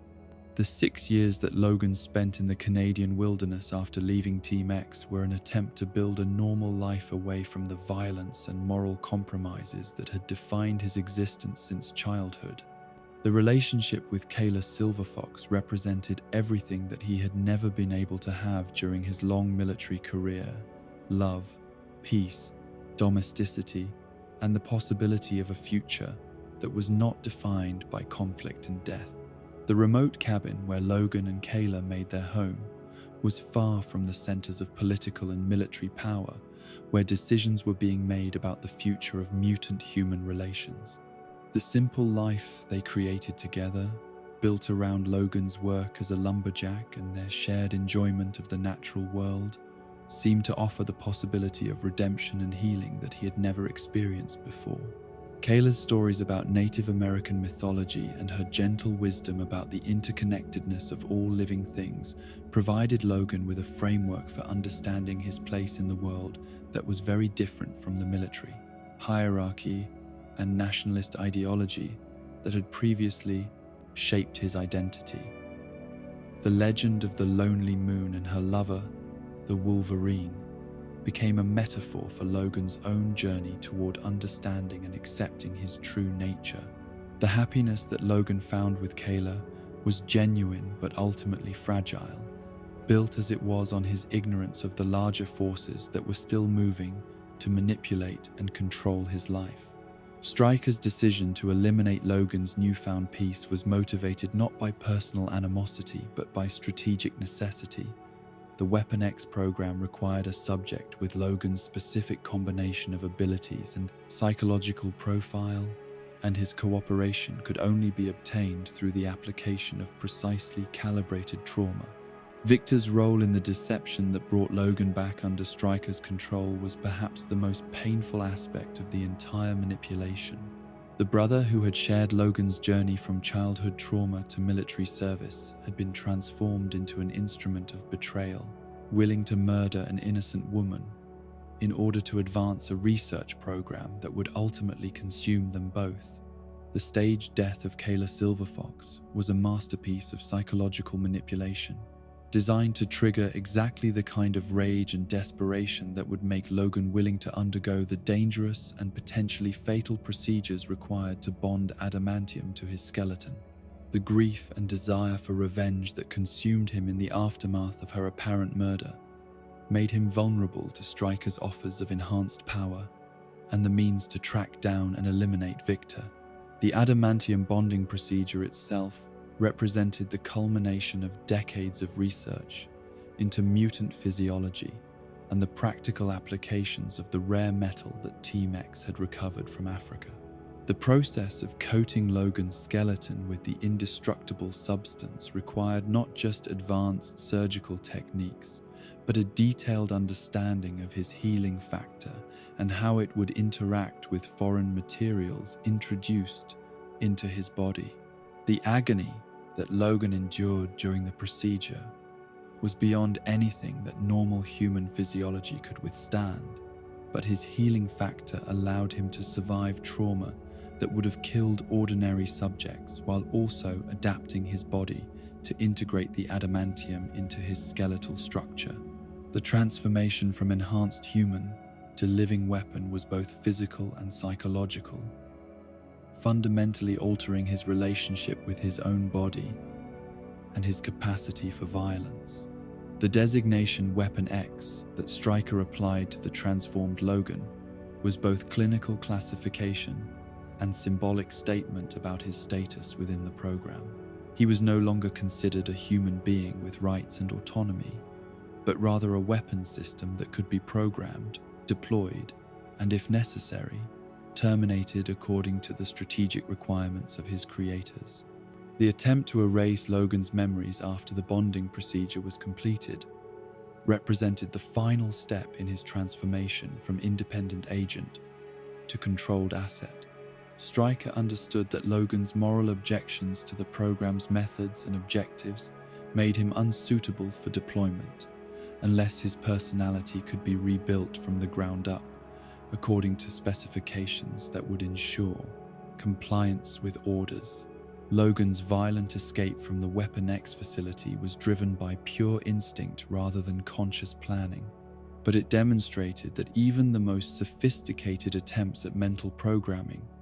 could not entirely overcome the fundamental aspects of his personality that had developed over more than a century of independent existence. The massacre of security personnel and research staff that marked his breakout was both revenge for the violations he had endured and a declaration that he would not be controlled by those who viewed him as a mere weapon. The elderly couple who provided shelter for the fugitive Weapon X represented the kind of simple human decency that had become increasingly rare in Logan's experience. Their willingness to help a stranger without asking questions about his past or judging him for his appearance demonstrated that not all humans had been corrupted by fear and prejudice against mutants. The murder of these innocent people by Agent Zero and his team was intended to send a message to Logan about the consequences of defying Stryker's control, but it also served to eliminate witnesses who might have provided information about his whereabouts or condition. The casual brutality with which their deaths were carried out reflected the program's complete disregard for civilian casualties and human rights. Logan's revenge against Agent Zero and the other operatives sent to eliminate him was swift and merciless, demonstrating that the adamantium bonding had made him even more dangerous than his creators had intended. The enhanced durability and cutting power provided by his new skeleton allowed him to survive attacks that would have been fatal before the procedure, while also giving him the ability to penetrate virtually any defense. The revelation that Kayla Silverfox was still alive and had been coerced into participating in Stryker's deception, added another layer of betrayal to Logan's growing understanding of how completely he had been manipulated. Her tactile hypnosis abilities had been used to make their relationship feel genuine, while actually serving the program's need to control his emotional state and decision-making processes. The discovery of 3 Mile Island as the location of Stryker's main research facility revealed the scope and ambition of the Weapon X program, which had grown far beyond the simple enhancement of individual operatives to encompass the systematic study and exploitation of mutant abilities on an industrial scale. The prison where captured mutants were held for experimentation represented the logical endpoint of the anti-mutant policies that had been developing since the assassination of Bolivar Trask. Among the imprisoned mutants were individuals whose only crime had been the possession of abilities that made them useful subjects for Stryker's research. Scott Summers, whose optic blasts would eventually make him one of the most powerful X-Men, was at this time just a frightened teenager whose powers had manifested under traumatic circumstances that left him unable to control the devastating energy that poured from his eyes. The confrontation between Logan and the true scope of Stryker's personal motivations revealed the extent to which anti-mutant sentiment could be driven by individual trauma and loss rather than rational policy considerations. The story of Jason Stryker's abilities and the role they had played in his mother's death provided context for his father's crusade, while also demonstrating how personal grief could be transformed into institutional hatred. The creation of Weapon 11, the Deadpool prototype that represented Stryker's ultimate vision for controlled mutant operatives, showed how far the program was willing to go in its pursuit of the perfect soldier. The extraction and combination of multiple mutant abilities in a single subject, combined with surgical modifications designed to ensure absolute obedience, represented the complete dehumanization of mutants in service of military objectives. The battle between Logan, Victor, and the Deadpool prototype demonstrated both the potential and the limitations of attempts to artificially combine and control mutant abilities. While the resulting creature was formidable in combat, the instability created by forcing incompatible powers to coexist in a single host made it ultimately self-destructive. The destruction of the 3 Mile Island facility marked the end of this particular chapter in the Weapon X program, but the research, data, and techniques that had been developed during its operation would survive to influence future anti-mutant initiatives. The knowledge gained from years of experimentation on captured mutants would eventually contribute to more sophisticated and effective methods of detection, capture, and control. Logan's memory loss in the aftermath of the facility's destruction was both a liberation and a tragedy, freeing him from the immediate trauma of his recent experiences, while also cutting him off from the relationships and experiences that had defined his identity for more than a century. The adamantium bullets that Stryker used were specifically designed to cause brain damage that would be permanent despite Logan's healing factor, ensuring that even if he survived, he would no longer pose a threat to the program's security. The scattered mutants who escaped from 3 Mile Island would eventually find their way to Xavier's school for gifted youngsters, where they would begin the long process of healing from their trauma, while also contributing their abilities to the growing community of mutants who were preparing for the conflicts that lay ahead. Their experiences as test subjects and prisoners would inform the X-Men's understanding of the threats they faced, while also reinforcing their commitment to protecting other mutants from similar fates. Charles Xavier's recruitment of these survivors represented both an opportunity and a challenge for his vision of peaceful coexistence between mutants and humans.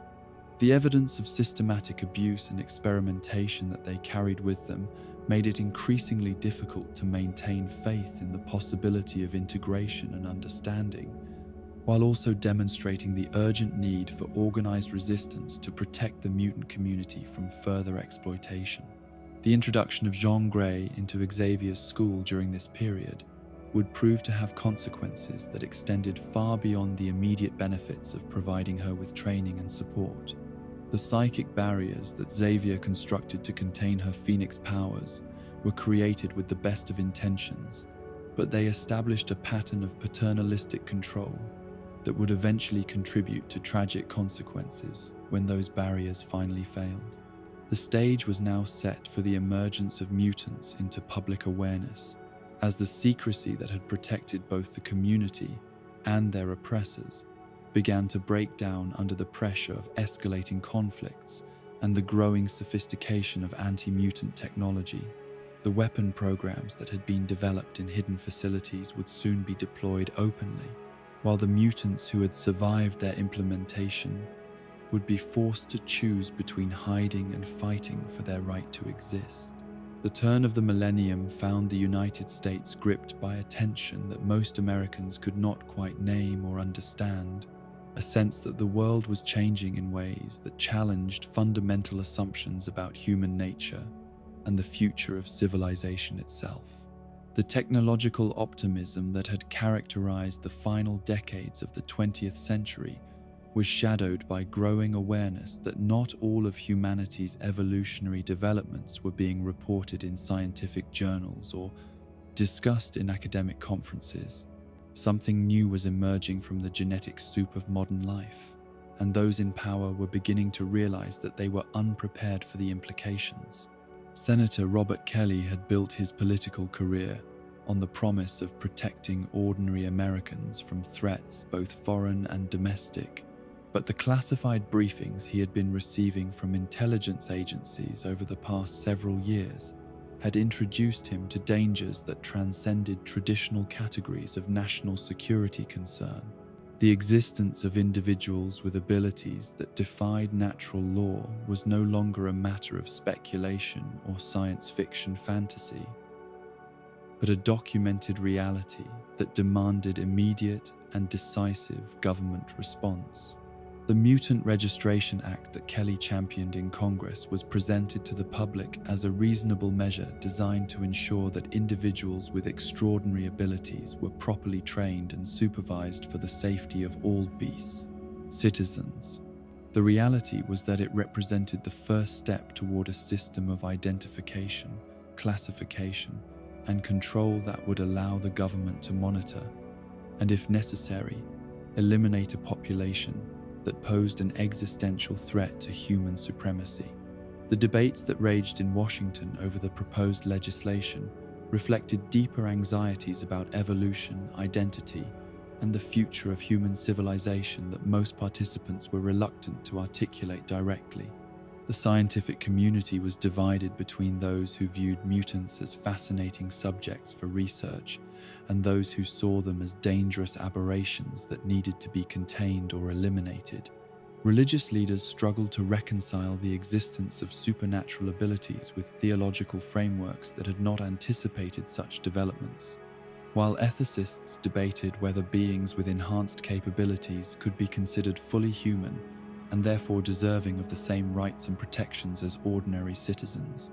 The public discourse surrounding the Mutant Registration Act was carefully managed to avoid the most troubling questions about what the legislation would actually authorize the government to do once mutants were identified and catalogued. The emphasis was placed on public safety and the need for proper training and oversight, with little discussion of the detention facilities that were already being constructed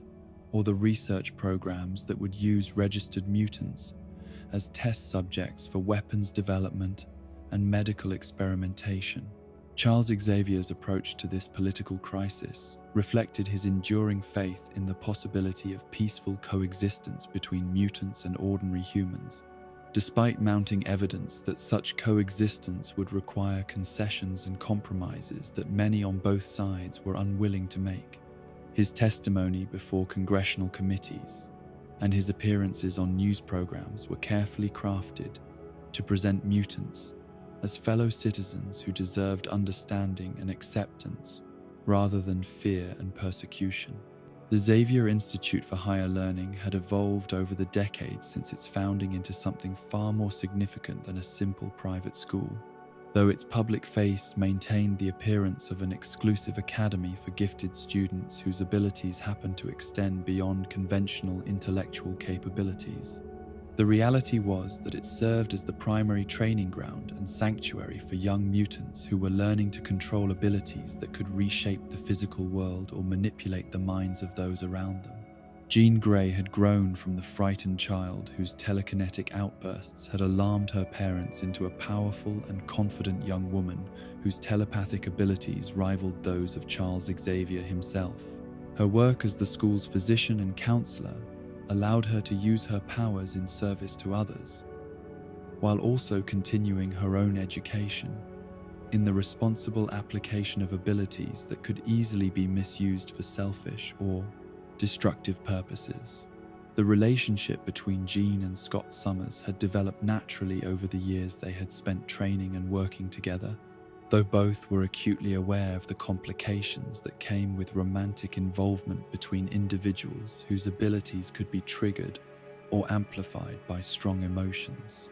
Scott's optic blasts required constant control and concentration,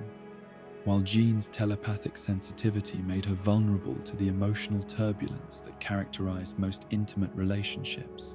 Scott's leadership role within the X-Men team reflected both his tactical expertise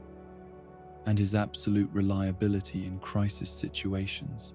qualities that had been forged through years of learning to control powers that could level buildings or cut through steel with casual ease. The ruby quartz visor that allowed him to regulate his optic blasts had become both a practical necessity and a symbol of the discipline and self-control that defined his approach to mutant abilities. Ororo Monroe's journey from street thief in Cairo to one of the world's most powerful weather manipulators had been marked by gradual understanding of the responsibilities that came with abilities that could affect entire ecosystems and regional climate patterns. Her role as a teacher at the Institute reflected her belief that mutant gifts were meant to be used in service to all life rather than for personal advantage or the advancement of any particular group's interests. Logan's arrival at the school represented a convergence of past and present that would reshape the dynamics of the X-Men team while also providing Jean Grey with her first real test of emotional and professional boundaries. The mysterious man who called himself Wolverine carried with him the accumulated trauma of more than a century of violence and loss, though his memory of those experiences had been fragmentary and unreliable since his escape from the Weapon X facility. The cage fighting that had sustained Logan during his years of wandering served multiple purposes beyond simple financial survival, providing him with controlled outlets for the violent impulses that he could not entirely suppress, while also allowing him to test the limits of his healing factor and combat abilities. The underground venues where these matches took place existed in the margins of society where questions about identity and background were discouraged, creating perfect environments for individuals who needed to remain hidden from government surveillance and corporate interest. Marie Dancanto's transformation into the mutant known as Rogue had been one of the most traumatic manifestations of adolescent mutation on record, turning what should have been a moment of intimate connection with her first love into a near-fatal accident that left her boyfriend in a coma and herself forever changed. The realization that her touch could drain the life force from any living being, and that prolonged contact could be fatal, had driven her from her family home into a nomadic existence that was both lonely and dangerous. The accidental encounter between Rogue and Logan in a remote Canadian bar represented the kind of chance meeting that would have seemed impossibly coincidental, if not for the hidden forces that were already beginning to draw mutants together as the conflict between their kind and ordinary humanity intensified. Logan's reluctant acceptance of the young woman as a traveling companion reflected both his innate protective instincts and his recognition that she posed no threat to someone whose healing factor could counteract her power-draining abilities. The attack by Sabretooth that forced Logan and Rogue to accept X-Men protection revealed the extent to which various factions within the mutant community had been watching and evaluating potential recruits for their respective causes. Victor Creed's employment by Magneto's Brotherhood represented a reunion between the brothers that carried with it the weight of more than a century of shared history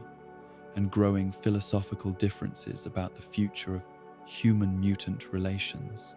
Eric Laneshare's transformation from the traumatized boy who had bent metal bars in a concentration camp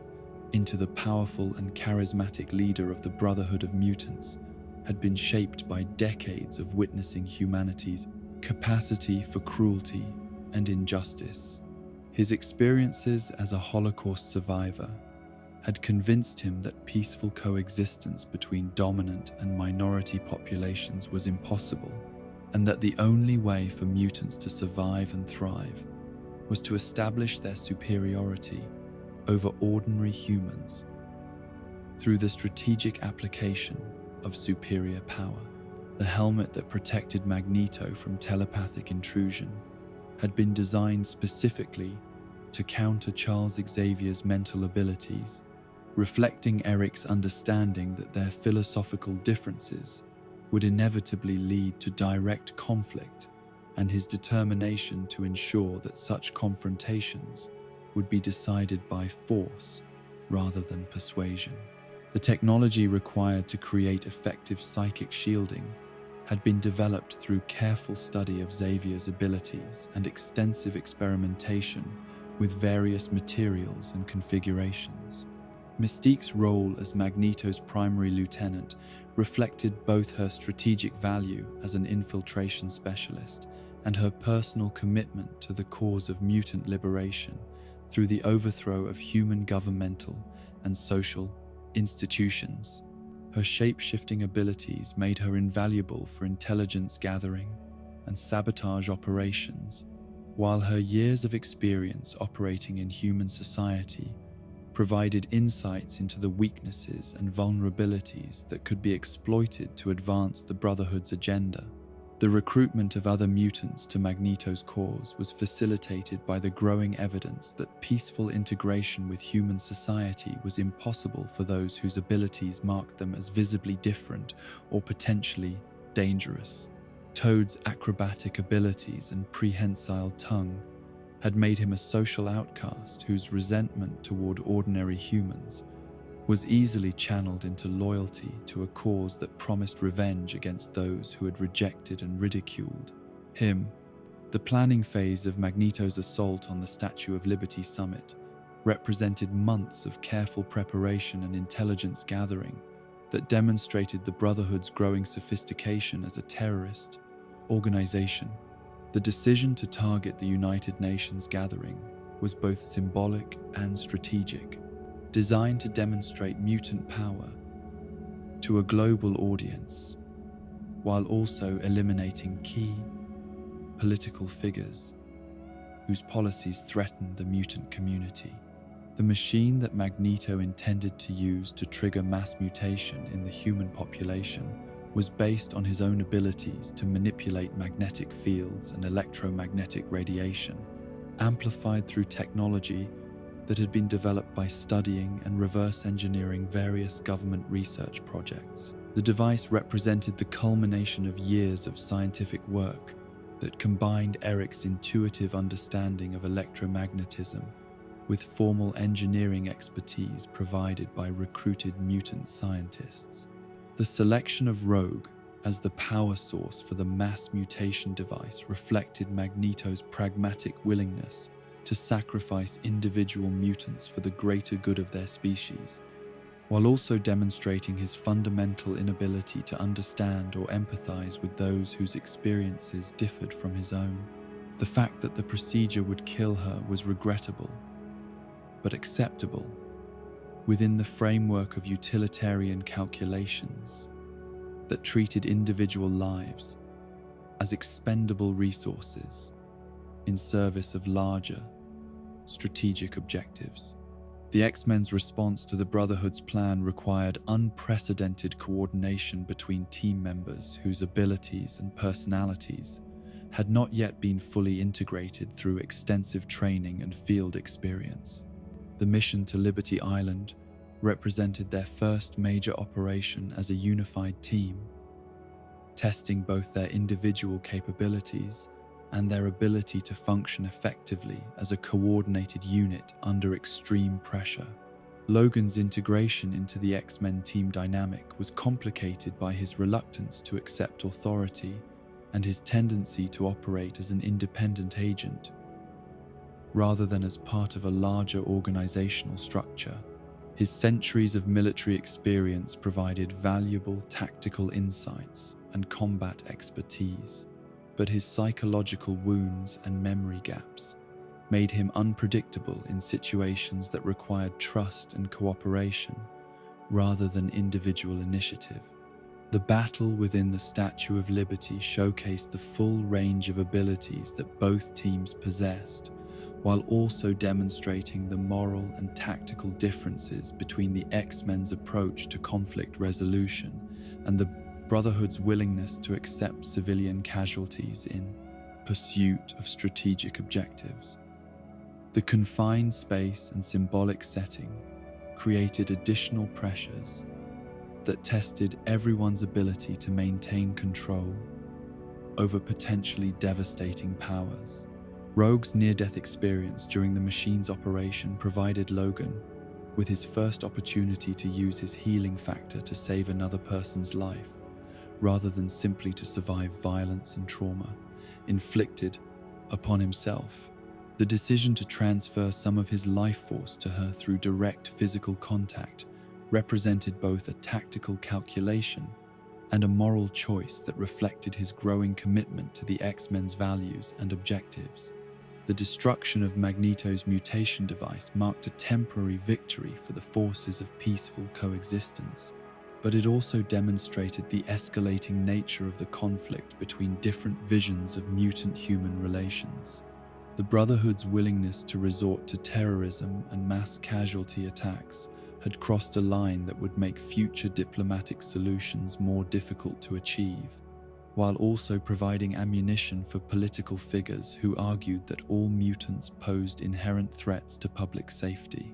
Senator Kelly's transformation into a mutant through exposure to Magneto's experimental radiation served as both poetic justice and tragic irony, forcing him to experience firsthand the discrimination and fear that his legislation had been designed to institutionalize.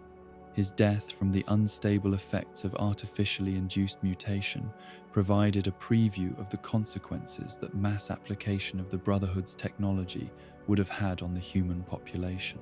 The aftermath of the Liberty Island incident saw increased government surveillance and investigation of mutant activities, as intelligence agencies attempted to identify and catalog individuals whose abilities posed potential national security risks. The X-Men's public debut as a superhero team had provided some positive publicity for the mutant cause, but it had also confirmed the existence of beings whose powers transcended normal human limitations and raised uncomfortable questions about the future of democracy in a world where individuals could possess abilities equivalent to military weapons systems. Charles Xavier's visit to Magneto's plastic prison cell represented both an attempt to maintain their personal relationship despite their ideological differences and a recognition that the conflict between their respective approaches to mutant-human relations was far from over. The chess games that punctuated their conversations served as metaphors for the larger strategic contest that was being played out on a global scale, with the fate of both species hanging in the balance. The plastic construction of Magneto's prison demonstrated the government's growing sophistication in developing countermeasures against specific mutant abilities, while also highlighting the challenges that would face any attempt to contain or control individuals whose powers transcended conventional security measures. The psychological effects of prolonged isolation in an environment specifically designed to neutralize his abilities would prove to be as important as the physical constraints in determining Eric's future actions and attitudes. Mystique's infiltration of the prison facility while disguised as Senator Kelly provided the Brotherhood with intelligence about government detention and research programs that had not been publicly disclosed, while also positioning her to assist in future escape attempts or rescue operations. Her ability to maintain complex disguises over extended periods made her invaluable for long-term intelligence-gathering operations that required sustained interaction with high-value targets. The political fallout from the Liberty Island incident included increased funding for anti-mutant research programs and the accelerated development of detection and containment technologies that had been under development since the Weapon X era. The public awareness of mutant abilities that resulted from extensive media coverage of the event created both opportunities for greater understanding and increased risks of discrimination and violence against individuals suspected of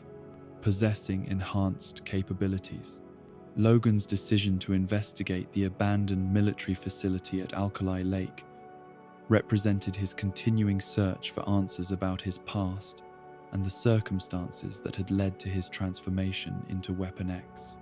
The fact that he found no physical evidence of the program's activities reflected the thoroughness with which Stryker and his associates had eliminated traces of their illegal experiments, but it also demonstrated the long-term psychological impact of memory manipulation and identity destruction. The dog tags that Logan left with Rogue served as both a promise to return and a symbol of the connections he was beginning to form with other mutants who understood the challenges and opportunities that came with enhanced abilities. His departure on Scott's motorcycle reflected both his need for independence and his recognition that he had found something at the school that was worth protecting and preserving. Storm's growing mastery of her weather manipulation abilities was accompanied by increased awareness of the ecological and atmospheric systems that her powers affected, leading to a more nuanced understanding of the responsibilities that came with the ability to alter natural processes on a regional or global scale. Her work with younger students at the Institute reflected her belief that environmental awareness and ethical considerations should be integral components of mutant education. Bobby Drake's ice manipulation abilities had developed alongside his friendship with Rogue into a partnership that demonstrated the potential for mutants with complementary powers to support and enhance each other's capabilities. His family background and conventional upbringing provided perspectives on normal human society that were valuable for understanding the challenges that the mutant community would face in achieving broader acceptance. The establishment of the X-Men as a recognized superhero team marked the beginning of a new phase in mutant-human relations, one characterized by increased visibility and public scrutiny of mutant activities and motivations. The uniforms and equipment that identified them as a coordinated organization, rather than a collection of individual vigilantes, reflected their commitment to professionalism and accountability in their interactions with law enforcement and government agencies. The Blackbird aircraft that served as the X-Men's primary transportation and mobile command center represented the convergence of advanced technology with mutant abilities in ways that enhanced both human engineering capabilities and the effectiveness of enhanced individuals working as a team. The stealth and speed capabilities that made the aircraft nearly undetectable to conventional radar systems provided tactical advantages that were essential for operations that required rapid response to emerging threats. The training programs that Charles Xavier had developed for young mutants at the Institute emphasized not just the technical aspects of ability control, but also the ethical frameworks and moral reasoning that would guide their decisions about how to use their powers in service to others. The curriculum included courses in history, philosophy, and ethics that were designed to provide context for understanding the responsibilities that came with enhanced capabilities. Jean Grey's growing mastery of her telepathic and telekinetic abilities was accompanied by increasing awareness of the psychic barriers that Charles had constructed within her mind during childhood. Though she did not yet understand their purpose or the nature of the power they were designed to contain, the Phoenix Force that lay dormant within her consciousness remained hidden behind layers of mental conditioning that were beginning to show signs of strain under the pressure of her continued development. The stage was now set for even greater conflicts, as the success of the X-Men's first public mission attracted the attention of enemies who possessed greater resources and more sophisticated understanding of mutant capabilities than the Brotherhood had demonstrated. The revelation that government agencies had been conducting illegal experiments on mutants for decades would soon force the team to confront threats that challenged not just their individual abilities, but their fundamental beliefs about the possibility of cooperation between mutants and the human. Institutions that claimed to represent justice and democracy. The years that followed the Liberty Island incident brought with them a deceptive calm that masked the deeper currents of change flowing beneath the surface of mutant-human relations. Logan had chosen exile over integration, disappearing into the vast wilderness of northern Canada, where he could wrestle with the fragments of memory that haunted his dreams and the guilt that accompanied his growing awareness of the violence that had defined his long existence. The man who had briefly been part of something larger than himself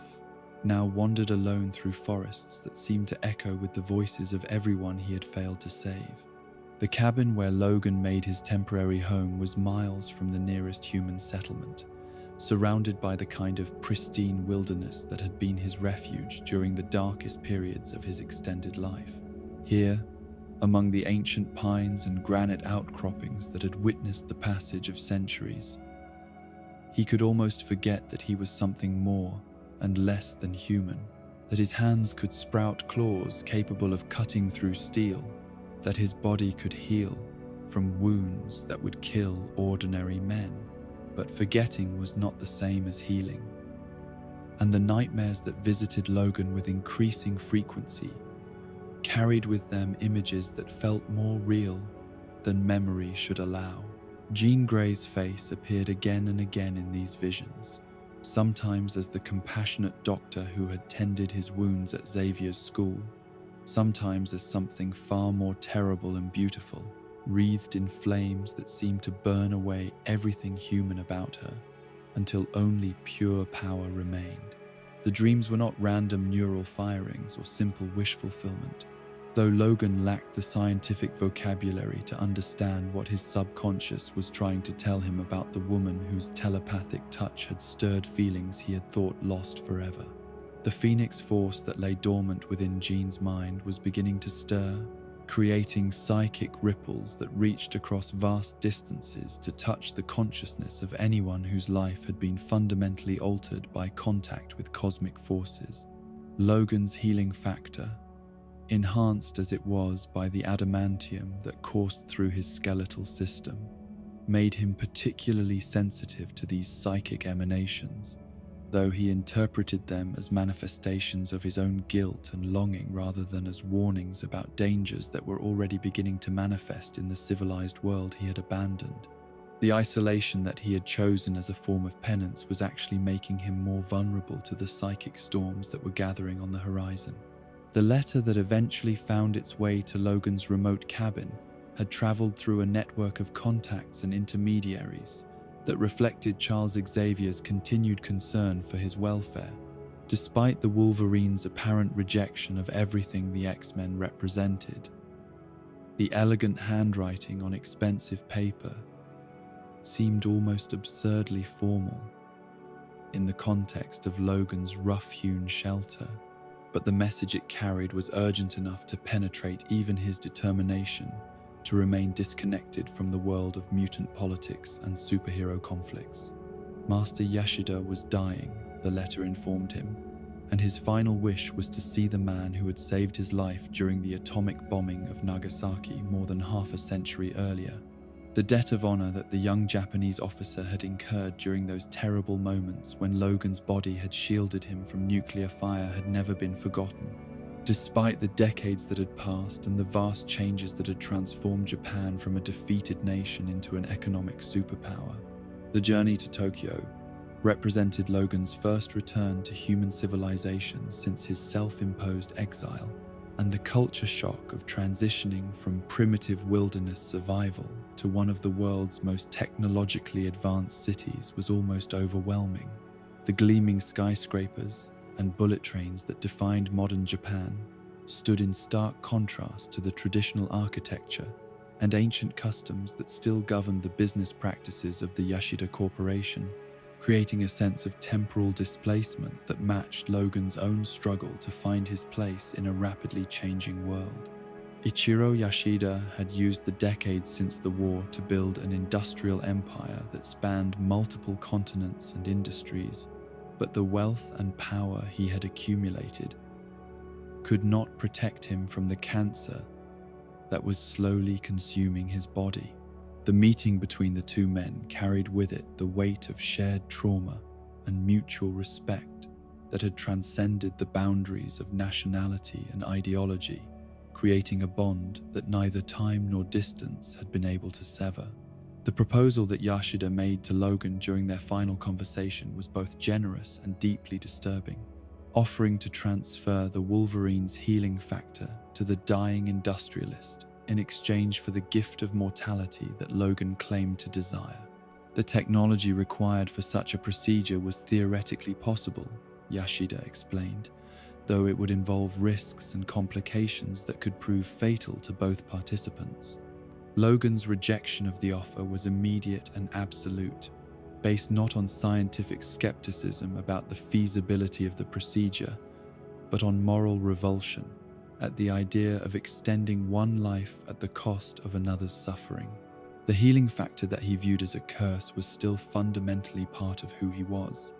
and the thought of giving it to someone else felt like a form of spiritual pollution that would corrupt both the giver and the receiver.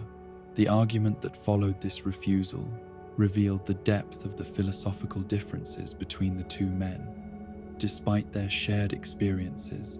and mutual respect. Yashida's perspective as a businessman and survivor of national defeat had taught him that everything had a price, and that deals could always be negotiated if the terms were sufficiently attractive, while Logan's century of violence and loss had convinced him that some things were beyond the reach of commerce or negotiation. The death that came for Yashida that night seemed natural enough on the surface, the inevitable conclusion of a battle against disease that even the most advanced medical technology could not indefinitely postpone. But the visit from Dr. Green, the oncologist whose kiss had seemed so innocent and whose injection had felt so routine, suggested that forces were already in motion that would transform Logan's simple attempt to honor an old debt into something far more complex and dangerous. The funeral that followed was a masterpiece of Japanese ceremonial tradition, combining ancient Shinto rituals with Buddhist prayers for the dead, in a display that honored both Yashida's traditional values and his modern achievements. The attendance of political figures, business leaders, and foreign dignitaries reflected the scope of his influence and the vacuum that his death would create in the intricate web of relationships that governed East Asian commerce and diplomacy. The attack that shattered the solemnity of the funeral proceedings was coordinated with military precision, demonstrating a level of planning and resources that suggested involvement by organizations with access to sophisticated intelligence and weapons systems. The Yakuza soldiers who emerged from concealment among the mourners were armed with equipment that could penetrate even the most advanced security measures, while their tactical coordination suggested training that went far beyond the typical capabilities of criminal organizations. Logan's response to the assault was hampered by the gradual realization that his healing factor was not functioning as it should, that wounds which should have closed within minutes were continuing to bleed and cause pain in ways that he had not experienced since his transformation into Weapon X. The vulnerability that accompanied this diminished capability was both terrifying and oddly liberating, offering him a glimpse of what it might feel like to be truly mortal after more than a century of near invulnerability. Mariko Yashida's reaction to the violence that had erupted around her grandfather's funeral reflected both her aristocratic upbringing and her awareness that the attack was specifically targeting her rather than being a random act of criminal violence. Her composure under extreme stress and her tactical awareness during the running battle that followed suggested training and preparation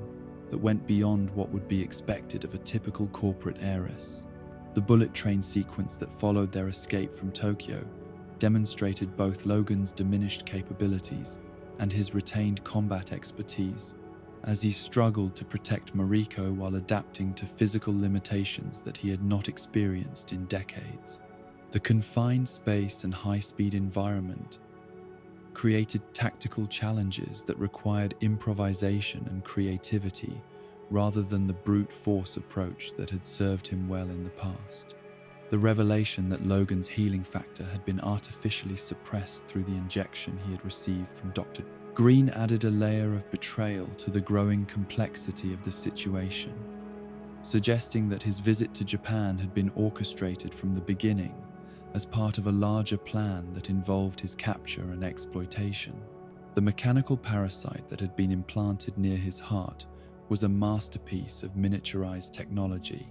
designed to gradually drain his healing abilities while remaining undetectable to conventional medical examination. The discovery of this device during a desperate attempt at self-surgery in a veterinary clinic provided Logan with both an explanation for his increasing vulnerability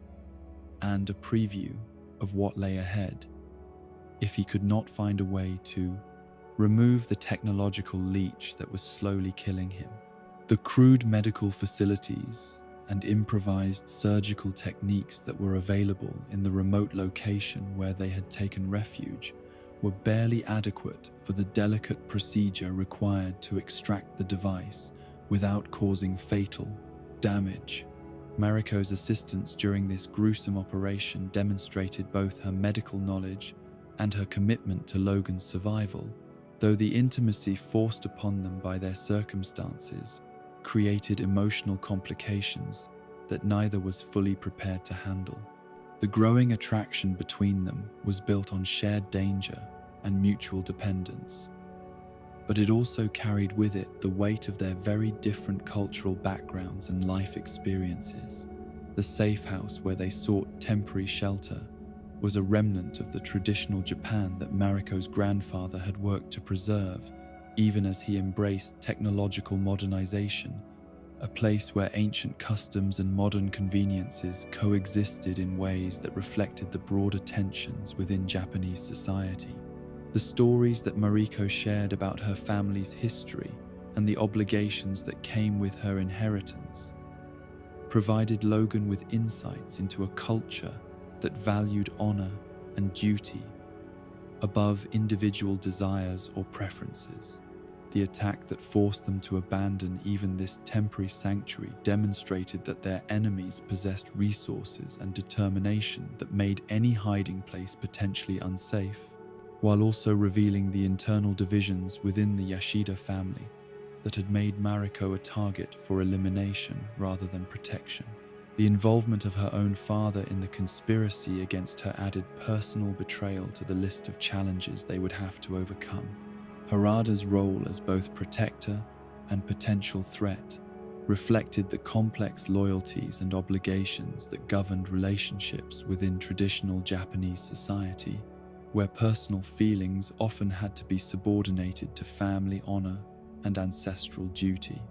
His archery skills and tactical expertise made him a formidable ally or enemy, depending on which set of obligations ultimately proved stronger in his personal moral calculus. The revelation that Shingen Yashida had been willing to sacrifice his own daughter in pursuit of control over the family fortune demonstrated the extent to which greed and ambition could corrupt even the most fundamental human bonds. His partnership with the Yakuza and his willingness to resort to violence against family members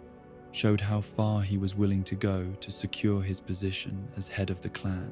The Silver Samurai that emerged during the final confrontation was both a technological marvel and a symbol of how traditional Japanese values could be perverted through the application of advanced science and unlimited resources.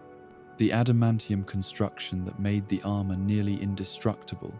was combined with energy weapons that could cut through virtually any material, creating an opponent that challenged even Logan's enhanced abilities. The battle that followed tested Logan's combat skills against an enemy that was not only technologically superior but also intimately familiar with his capabilities and limitations. The loss of his adamantium claws during the fight represented both a tactical disadvantage and a symbolic castration that struck at the heart of his identity as a warrior and protector. The unmasking of the Silver Samurai to reveal Ichiro Yashida, artificially sustained by the armor's life support systems, provided the final piece of a puzzle that had been decades in the making. The technology required to transfer Logan's healing factor had been under development since the end of World War II, supported by resources and expertise that reflected Yashida's determination to cheat death regardless of the cost to others. The transfer process that began with Logan's capture was both scientifically sophisticated and morally repugnant, representing the ultimate commodification of human biological functions in service of the wealthy and powerful. The gradual aging that Logan experienced as his healing factor was drained away provided a visceral demonstration of what mortality would actually mean for someone whose extended life had been sustained by superhuman regenerative abilities. Mariko's intervention at the crucial moment demonstrated that love and moral courage could overcome even the most carefully laid plans, while also showing how individual choices could alter the course of events that seemed predetermined by larger forces. Her willingness to use Logan's severed claws against her own grandfather represented both personal betrayal and higher loyalty to principles that transcended family obligations. The restoration of Logan's healing factor through the destruction of the transfer apparatus was accompanied by a psychological healing that was perhaps more important than the physical recovery. The forgiveness that he was finally able to extend to himself for Jean Grey's death was made possible by his acceptance of the fact that love sometimes required impossible choices, and that the guilt he had been carrying was itself a form of self-indulgence. The vision of Jean that came to Logan during his recovery was both memory and prophecy, a final goodbye that released him from the psychological prison he had constructed around his grief, while also preparing him for the challenges that lay ahead.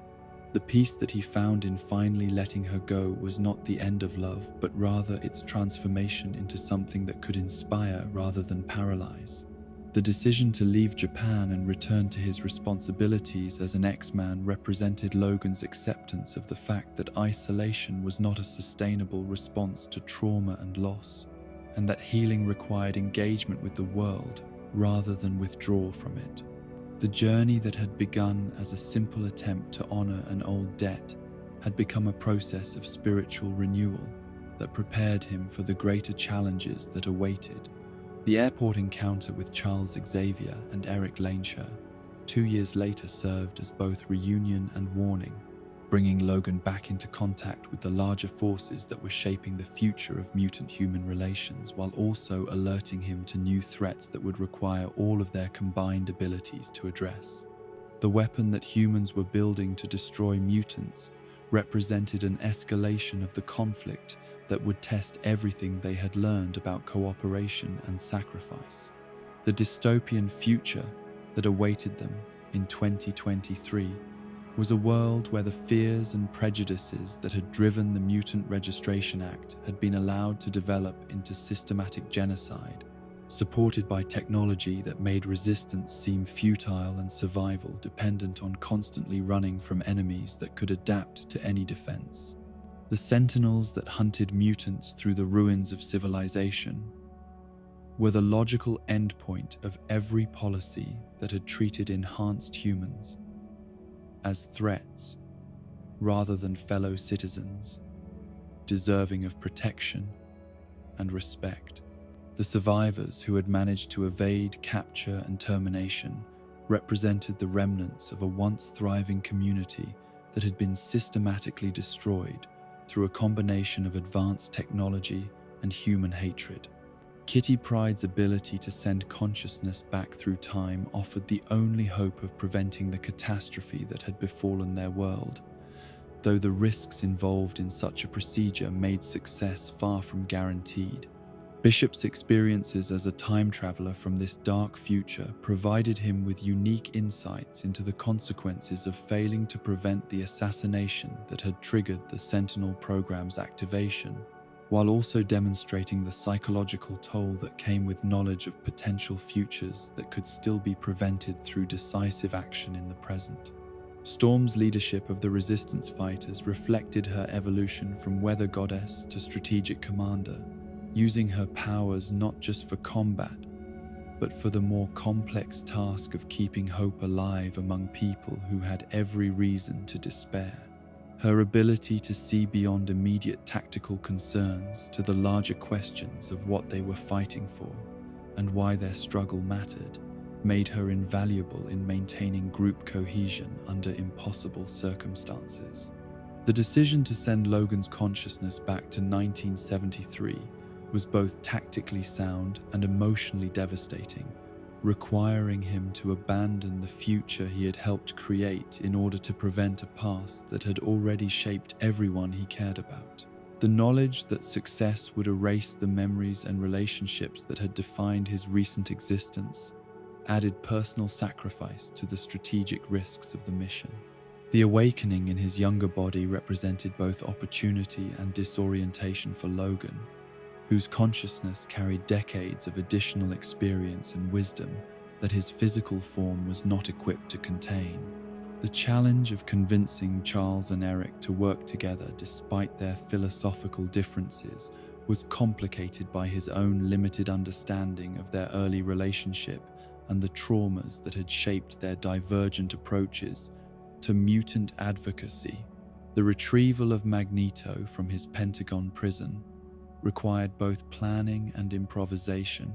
utilizing Peter Maximoff's super speed abilities in ways that showcased the potential for mutant powers to overcome seemingly impossible security measures.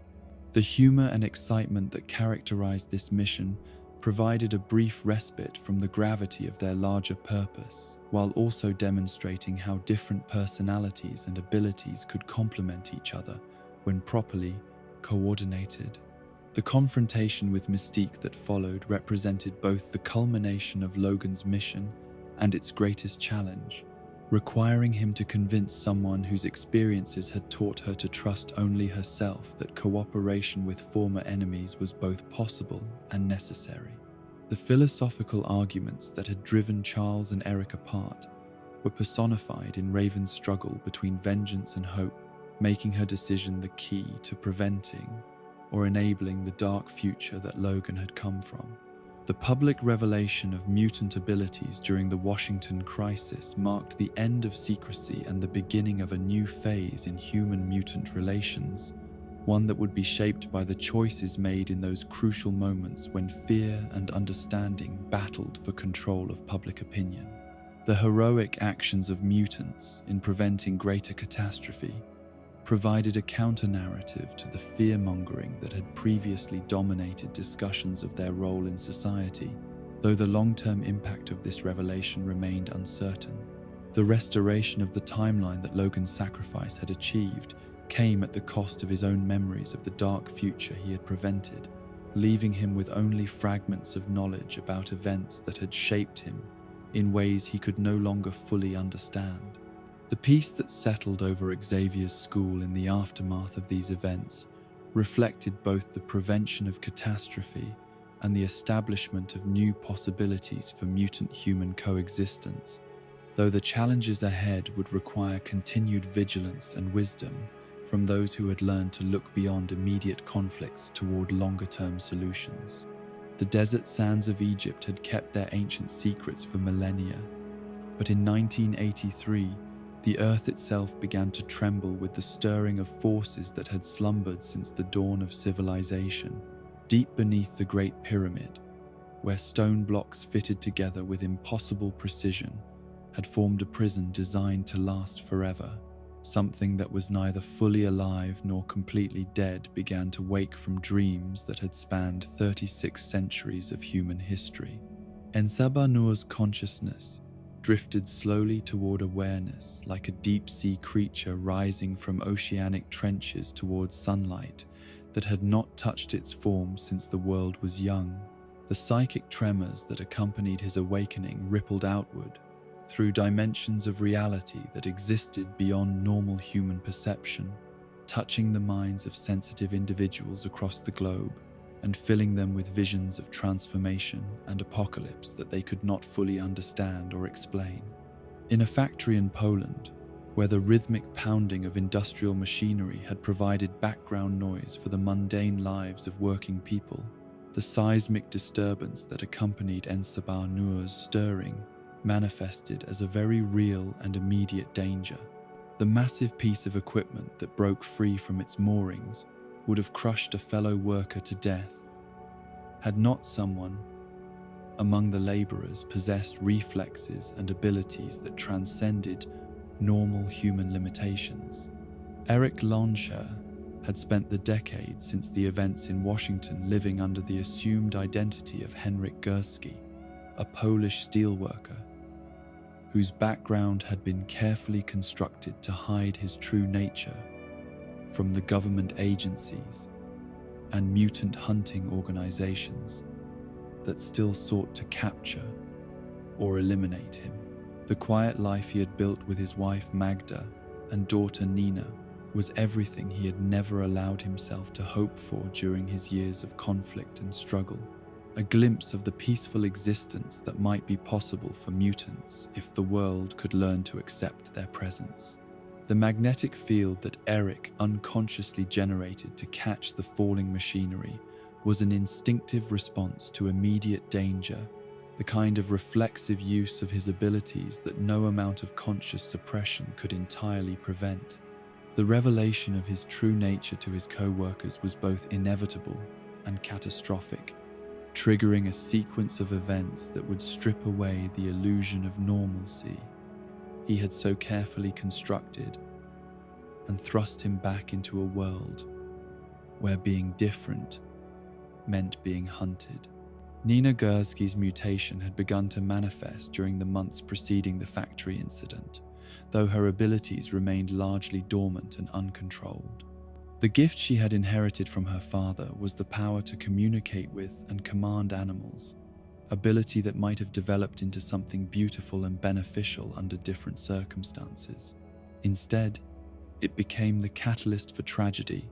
when her fear and distress in the face of approaching authorities triggered responses from every bird, insect, and small mammal within miles of their home. The confrontation between Eric's family and the local police was brief and brutal, the kind of senseless violence that occurs when fear overrides judgment and training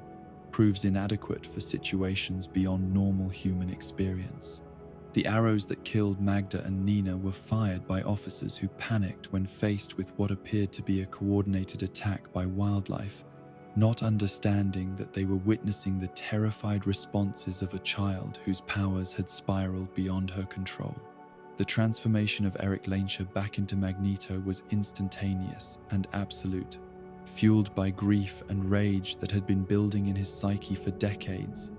and now found expression through magnetic forces that tore the earth itself apart. The police officers who had murdered his family died within seconds, their weapons turned against them by power that recognized no distinction between metal worn as armor and metal embedded in human bodies. The destruction that accompanied Eric's reversion to his true identity was felt across the globe by mutants whose abilities made them sensitive to disturbances in the magnetic field that surrounds and protects the Earth. Among those who experienced these psychic tremors was Charles Xavier, whose telepathic powers had grown stronger over the years, but had also become more difficult to control as his awareness expanded beyond individual minds toward the collective unconscious of all human thought. The investigation that brought Charles and his X-Men to Egypt was ostensibly prompted by seismic readings and archaeological reports that suggested significant activity at sites near the Great Pyramid, but the real motivation was Charles's growing certainty that something ancient and immensely powerful was stirring beneath the desert sands. The psychic emanations that accompanied En Sabah Nur's awakening were unlike anything in Charles's experience, carrying with them echoes of civilizations that had risen and fallen long before recorded history began. CIA agent Moira McTaggart's involvement in the Egyptian investigation reflected both her continued cooperation with the X-Men and her agency's growing awareness that mutant affairs had implications for global security that transcended traditional intelligence concerns. The decades since their first meeting had seen her develop from a skeptical government operative into someone who understood that the future of human civilization might depend on successful cooperation between ordinary humans and their Cade, genetically enhanced cousins. The cult of En Sabah Nur, that had maintained vigil over his prison for thousands of years, had dwindled over the centuries to a handful of devoted believers, whose understanding of their master's true nature had been diluted by time and the gradual transformation of religious doctrine into superstition, the ritual that finally breached the ancient barriers and freed the world's first mutant, was performed more from habit than genuine comprehension by people who expected to witness a symbolic spiritual awakening rather than the literal resurrection of a being whose power could reshape reality itself. The emergence of En Sabah Nur from his stone tomb was accompanied by phenomena that defied scientific explanation, even by the standards of a world that had grown accustomed to individuals who could manipulate matter and energy through force of will alone. The molecular restructuring that restored his physical form after millennia of suspended animation demonstrated capabilities that went beyond mutation as normally understood, suggesting access to cosmic forces that had been harnessed by ancient civilizations whose achievements had been forgotten by modern humanity. The first moments of En Sabah Nur's consciousness in the modern world were characterized by profound disorientation as he struggled to process information about how dramatically human civilization had changed during his long sleep. The absorption of television and radio signals provided him with immediate access to contemporary knowledge and culture, but the worldview he constructed from this data was filtered through assumptions and values that belonged to an era when might made right and the strong ruled through fear rather than consensus. The disgust and contempt that En Sabah Nur felt when he surveyed the state of the modern world reflected both his essential alienation from human values and his conviction that civilization had devolved rather than progressed during his absence. The technology that humans had developed impressed him less than their apparent abandonment of the hierarchical structures that he considered natural and inevitable, their embrace of concepts like equality and democracy that struck him as symptoms of species-wide decadence. Storm's encounter with En Sabah Nur in Cairo occurred at a moment when her own life had reached a crossroads between the street survival skills that had sustained her as an orphan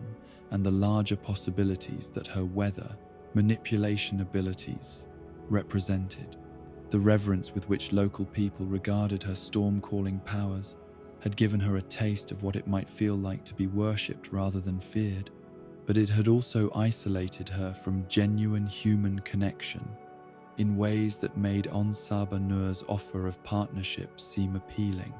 The enhancement that En Sabah Nur provided to Storm's abilities was both a gift and a seduction, amplifying her power over atmospheric phenomena, while also subtly altering her perception of her relationship with ordinary humans. The transformation from street thief, who happened to control weather,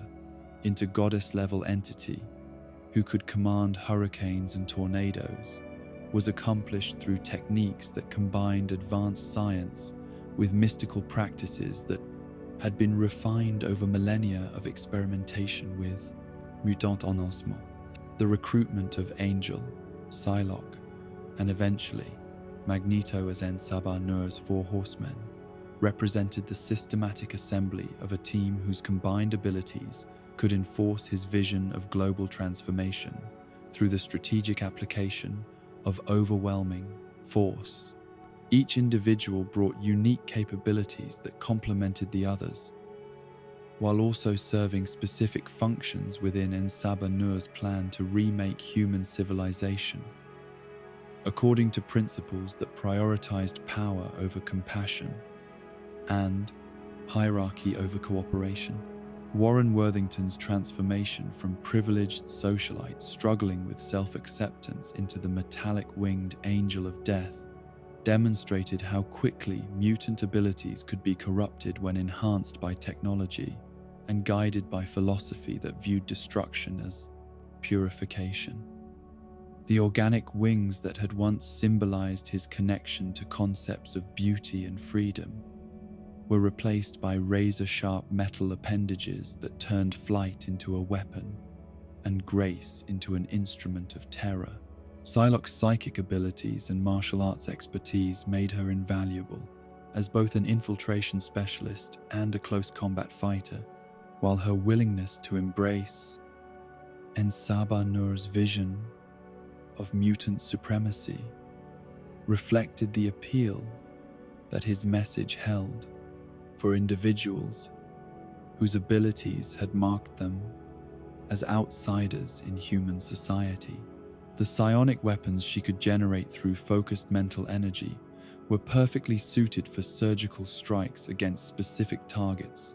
while her telepathic skills provided intelligence-gathering capabilities that complemented En Sabah Nur's own psychic powers. The pilgrimage to Auschwitz that sealed Magneto's allegiance to En Sabah Nur was both a psychological manipulation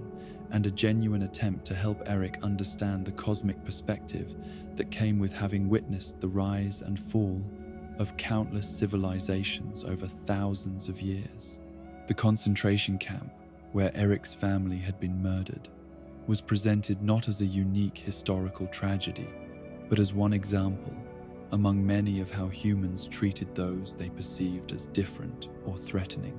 The revelation of the Earth's magnetic field as a source of power that Eric had barely begun to tap represented both liberation and temptation, offering him abilities that dwarfed anything he had previously imagined, while also requiring him to accept En Sabah Nur's guidance in learning to access and control these enhanced capabilities. The demonstration of planetary-scale magnetic manipulation that followed was both exhilarating and terrifying, showing Eric possibilities for reshaping the world that went far beyond anything his previous experience had suggested. Charles Xavier's growing awareness of the threat that En Sabah Nur represented was hampered by his inability to fully comprehend the scope and nature of powers that had been refined over millennia of practice and experimentation. The psychic shields that protected the ancient mutant's mind from telepathic intrusion were more sophisticated than anything Charles had previously encountered, combining mental techniques with technological enhancements that made direct psychic contact extremely dangerous for anyone who attempted it. The X-Men team that Charles assembled to confront this new threat included both veteran members whose abilities had been tested in previous crises and newer recruits whose potential remained largely untapped but whose fresh perspectives might prove crucial in developing strategies for dealing with an enemy whose experience spanned human history. Scott Summers and Jean Grey represented the next generation of mutant leaders, their relationship serving as both strength and potential vulnerability in the challenges ahead. Raven's return to the X-Men fold, after years of operating independently, reflected both her recognition of the existential threat that En Sabah Nur represented and her complex feelings about the philosophical differences that had driven her away from Charles's vision of peaceful coexistence. Her skills as an infiltration specialist and her knowledge of how extremist mutant organizations operated made her invaluable in developing intelligence about En Sabah Nur's plans and capabilities. Kurt Wagner's recruitment to the X-Men team brought with him not only his teleportation abilities but also his experience as someone whose visible mutations had made him a target for persecution and exploitation by those who viewed mutants as either freaks to be displayed for entertainment or weapons to be deployed for political purposes. His deeply held religious beliefs provided a moral framework that stood in stark contrast to En Sabah Nur's philosophy of power worship and genetic supremacy. The global broadcast that announced En Sabah Nur's return to active influence in world affairs was both a declaration of war against existing governmental and social structures and an invitation for mutants worldwide to join his cause of establishing a new world order based on genetic hierarchy rather than democratic principles. The demonstration of power that accompanied this announcement, including the simultaneous destruction of nuclear weapons systems across multiple continents, was designed to show that resistance to his agenda would be futile. The psychological impact of witnessing such overwhelming displays of power was profound even for individuals who were accustomed to dealing with superhuman abilities on a regular basis. The realization that existing military and technological capabilities were essentially useless against someone who could manipulate matter and energy on a planetary scale forced both mutants and ordinary humans to confront the possibility that the familiar world they knew was about to be replaced by something entirely different. Hank McCoy's analysis of the scientific principles underlying En Sabah Nur's abilities suggested that they operated according to rules that transcended conventional understanding of physics and biology, incorporating elements that might be classified as magic or divine intervention if they were not demonstrably real and measurable. The challenge of developing countermeasures against someone whose powers seemed to violate natural law was both intellectually fascinating and practically insurmountable. The assault on Xavier's school that marked the beginning of En Sabah Nur's active campaign against existing institutions was designed both to capture Charles for use in his own plans and to demonstrate that no sanctuary was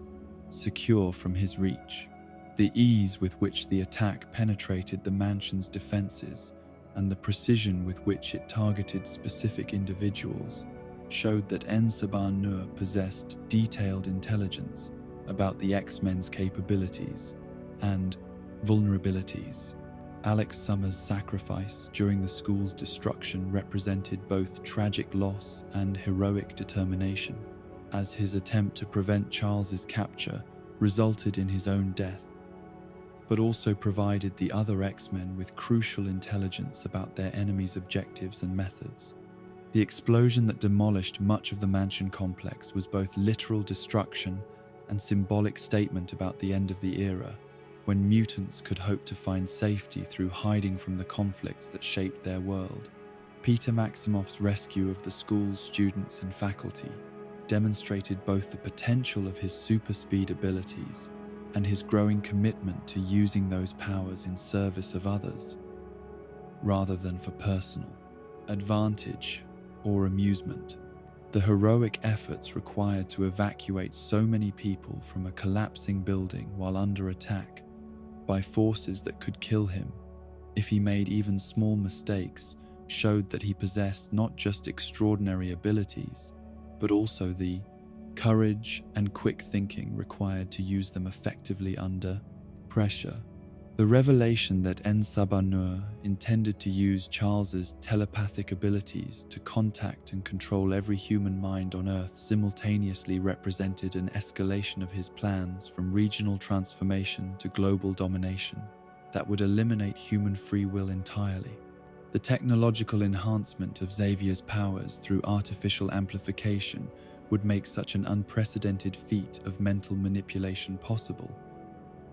but it would also likely destroy Charles's mind in the process. The rescue mission to Cairo that followed brought together X-Men and former enemies in an alliance that would have seemed impossible under less desperate circumstances, with Magneto and Mystique fighting alongside Charles's students and faculty to prevent a catastrophe that would affect mutants and humans equally. The personal stakes for Eric, whose grief and rage had made him vulnerable to En Sabah Nur's manipulation, added emotional complexity to tactical considerations as he struggled to find redemption for his role in enabling the crisis. The battle that erupted around the ancient pyramids showcased the full range of abilities possessed by both sides, while also demonstrating how individual powers could be combined and coordinated to achieve effects that exceeded the sum of their parts. Storm's control over atmospheric phenomena,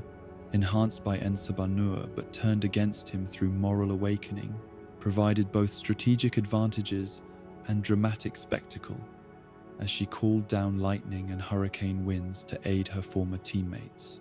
Angel's aerial combat capabilities and razor-sharp metallic wings made him a formidable opponent in three-dimensional fighting environments, while his willingness to inflict maximum damage without regard for civilian casualties reflected the corruption of his original noble nature through exposure to En Sabah Nur's philosophy of power worship. The aerial battles between Angel and the X-Men's aircraft demonstrated both the beauty and terror of superhuman abilities deployed in warfare. Psylocke's combination of martial arts expertise and psychic weapons created tactical challenges that required both physical combat skills and mental defenses to overcome, while her loyalty to En Sabah Nur was complicated by growing awareness that his vision of the future would ultimately be as destructive to mutants as it would be to ordinary humans. The realization that power without wisdom led inevitably to tyranny began to erode her commitment to the cause she had embraced. The psychic battle between Charles and En Sabah Nur in the realm of pure consciousness represented a conflict between fundamentally different philosophies about the relationship between power and responsibility,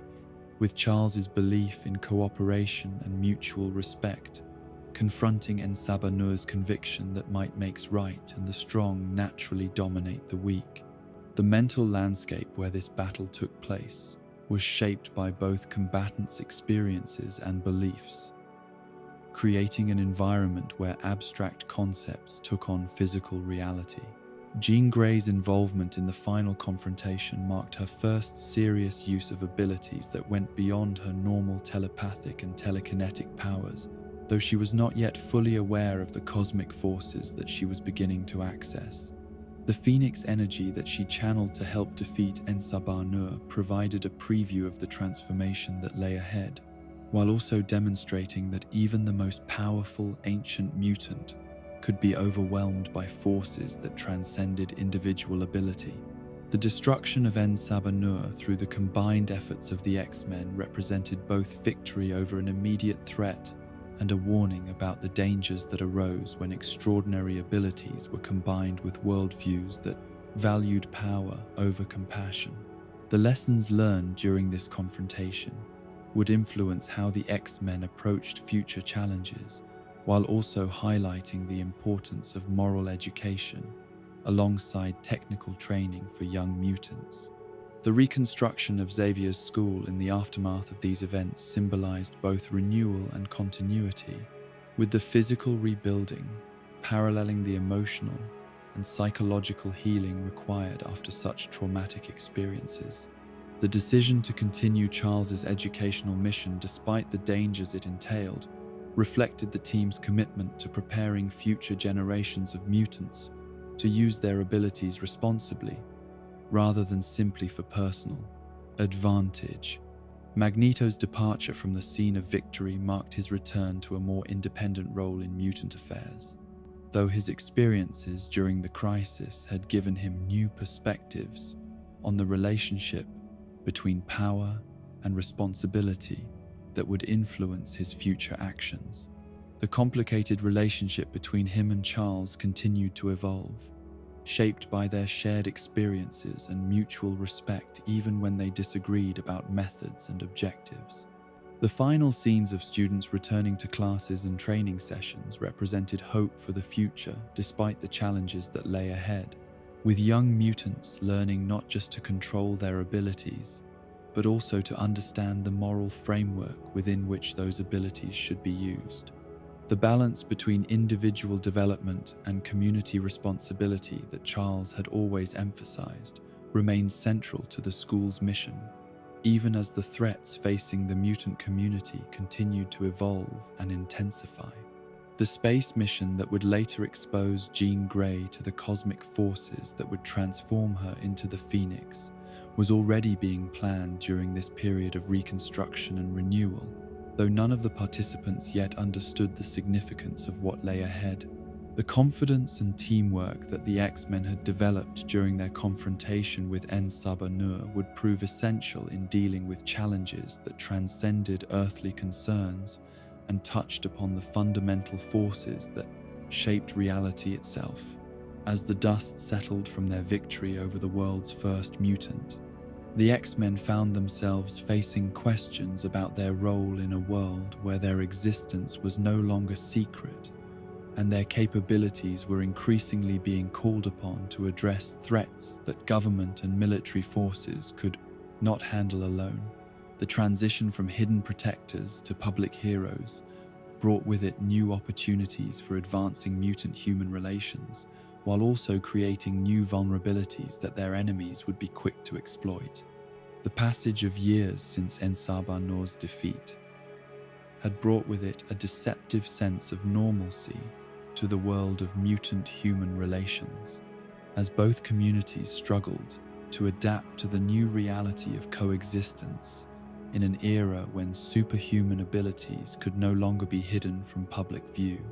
The X-Men had evolved from a secretive team of enhanced individuals into something approaching celebrity status. Their exploits reported in newspapers and analyzed on television programs with the kind of attention that was once reserved for movie stars and professional athletes. By 2018, the integration of mutants into mainstream society had progressed far enough that Charles Xavier maintained direct communication with the President of the United States, serving as both advisor and advocate for policies that would protect mutant rights while addressing legitimate human concerns about safety and security. The school that bore his name had expanded beyond its original mission of education and training to become a symbol of hope for peaceful coexistence between the two subspecies of humanity that now shared the Earth. Yet beneath this veneer of progress and acceptance, more troubling currents were flowing through the hidden channels of corporate research and government policy. The Alkali Corporation, now operating under the more innocuous name of Alkali Transigen, had spent decades refining the techniques that had once created Weapon X, transforming crude experiments in mutation suppression into sophisticated programs of genetic manipulation that could be deployed on a global scale without detection or resistance. The corn syrup that sweetened breakfast cereals, the preservatives that extended the shelf life of processed foods, the fluoride that was added to municipal water supplies. All of these everyday chemicals had been subtly modified to carry genetic suppressors that would prevent the random emergence of mutant abilities in the general population. The program was so comprehensive and so carefully disguised that even the most paranoid opponents of government surveillance failed to detect its existence, let alone its scope. Dr. Xander Rice, whose father had died during Logan's escape from the original Weapon X facility decades earlier, had devoted his career to perfecting this system of genetic control, driven by a combination of scientific ambition and personal vendetta that made him uniquely suited to oversee programs that required both technical expertise and absolute moral flexibility. His vision extended far beyond simple mutation suppression to encompass the creation of artificial mutants whose abilities could be programmed and controlled according to the specific requirements of corporate and military clients. The children who would eventually become known as the New Mutants represented both the pinnacle of Rice's achievement and the seeds of his ultimate failure, demonstrating that even the most sophisticated attempts at genetic manipulation could not entirely eliminate the human capacity for growth, adaptation, and resistance to oppression. Each of these young people had been created through techniques that combined traditional breeding programs with advanced genetic engineering, producing individuals whose abilities were both more powerful and more controllable than naturally occurring mutations. Laura Kinney, designated as X-23 in the corporate files that documented her creation, was the most successful product of the program that had sought to recreate and improve upon the original Weapon X formula. Her genetic template had been derived from samples of Logan's DNA that had been preserved since his escape from the facility, but her development had been guided by principles that emphasized psychological conditioning alongside physical enhancement. The adamantium that bonded to Laura's skeleton had been applied during childhood, when her bones were still growing, and could better accommodate the foreign material that made her claws and skeleton virtually indestructible. The process had been refined through decades of research and experimentation, eliminating many of the complications and side effects that had nearly killed Logan during his own transformation, while also incorporating new techniques for mental conditioning that would ensure compliance with orders. Gabriela Flores had worked as a nurse within the Transigen facility for several years before her conscience finally overcame her professional obligations and her fear of the consequences that would follow any attempt to interfere with the Command's program. Her access to the children and her understanding of their true nature had gradually awakened her to the moral implications of what she was participating in, leading to her decision to risk everything in an attempt to give them the chance for freedom that they had never been offered. The escape plan that Gabriela developed was both simple in its execution and profound in its implications, requiring her to overcome not just the physical security measures that surrounded the facility, but also the psychological conditioning that had been designed to prevent the children from even conceiving of life outside their controlled environment. Her success in liberating Laura represented a crack in the system that would eventually lead to the exposure and destruction of the entire program. Logan's condition in 2029 was a testament to both the remarkable durability that his healing factor had provided and the inevitable toll that more than 2 centuries of violence and trauma had taken on his body and mind. The adamantium that had made him nearly invincible was also slowly poisoning him as his healing factor struggled to cope with the toxic effects of the metal that had been bonded to his skeleton decades earlier.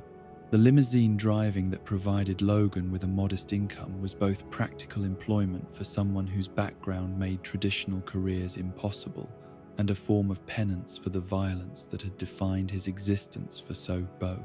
long. The mundane nature of the work appealed to him as an alternative to the constant conflict and moral ambiguity that had characterized his years as a soldier and superhero, offering the possibility of useful contribution to society without the complications that came with using his enhanced abilities. Charles Xavier's decline represented one of the most tragic aspects of the aging process, as it affected individuals whose powers had once seemed to transcend normal human limitations. The deterioration of his telepathic control had created a situation where one of the world's most powerful minds had become a potential weapon of mass destruction, capable of causing injury or death to hundreds of people whenever his concentration faltered or his emotional state became unstable.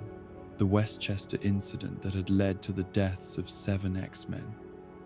and the injury of 600 civilians had effectively ended the era of mutant superhero teams, demonstrating that even the most benevolent and carefully controlled abilities could become sources of catastrophic damage when age and illness began to affect their users. The classification of Xavier's brain as a weapon of mass destruction was both legally necessary and symbolically devastating, representing the transformation of someone who had devoted his life to peaceful coexistence into an involuntary threat to public safety. Caliban's role as caregiver and sentinel reflected both his loyalty to the X-Men's original mission and his practical understanding of the security requirements that came with sheltering individuals whose continued existence was of interest to government agencies and corporate research programs. His ability to detect other mutants made him invaluable as an early warning system, while his willingness to sacrifice his own comfort for the welfare of his friends demonstrated the kind of selfless dedication that had once characterized the entire X-Men organization. The arrival of Gabriella and Laura at Logan's workplace represented the collision between the peaceful obscurity he had sought and the larger forces that continued to shape the world of mutant-human relations.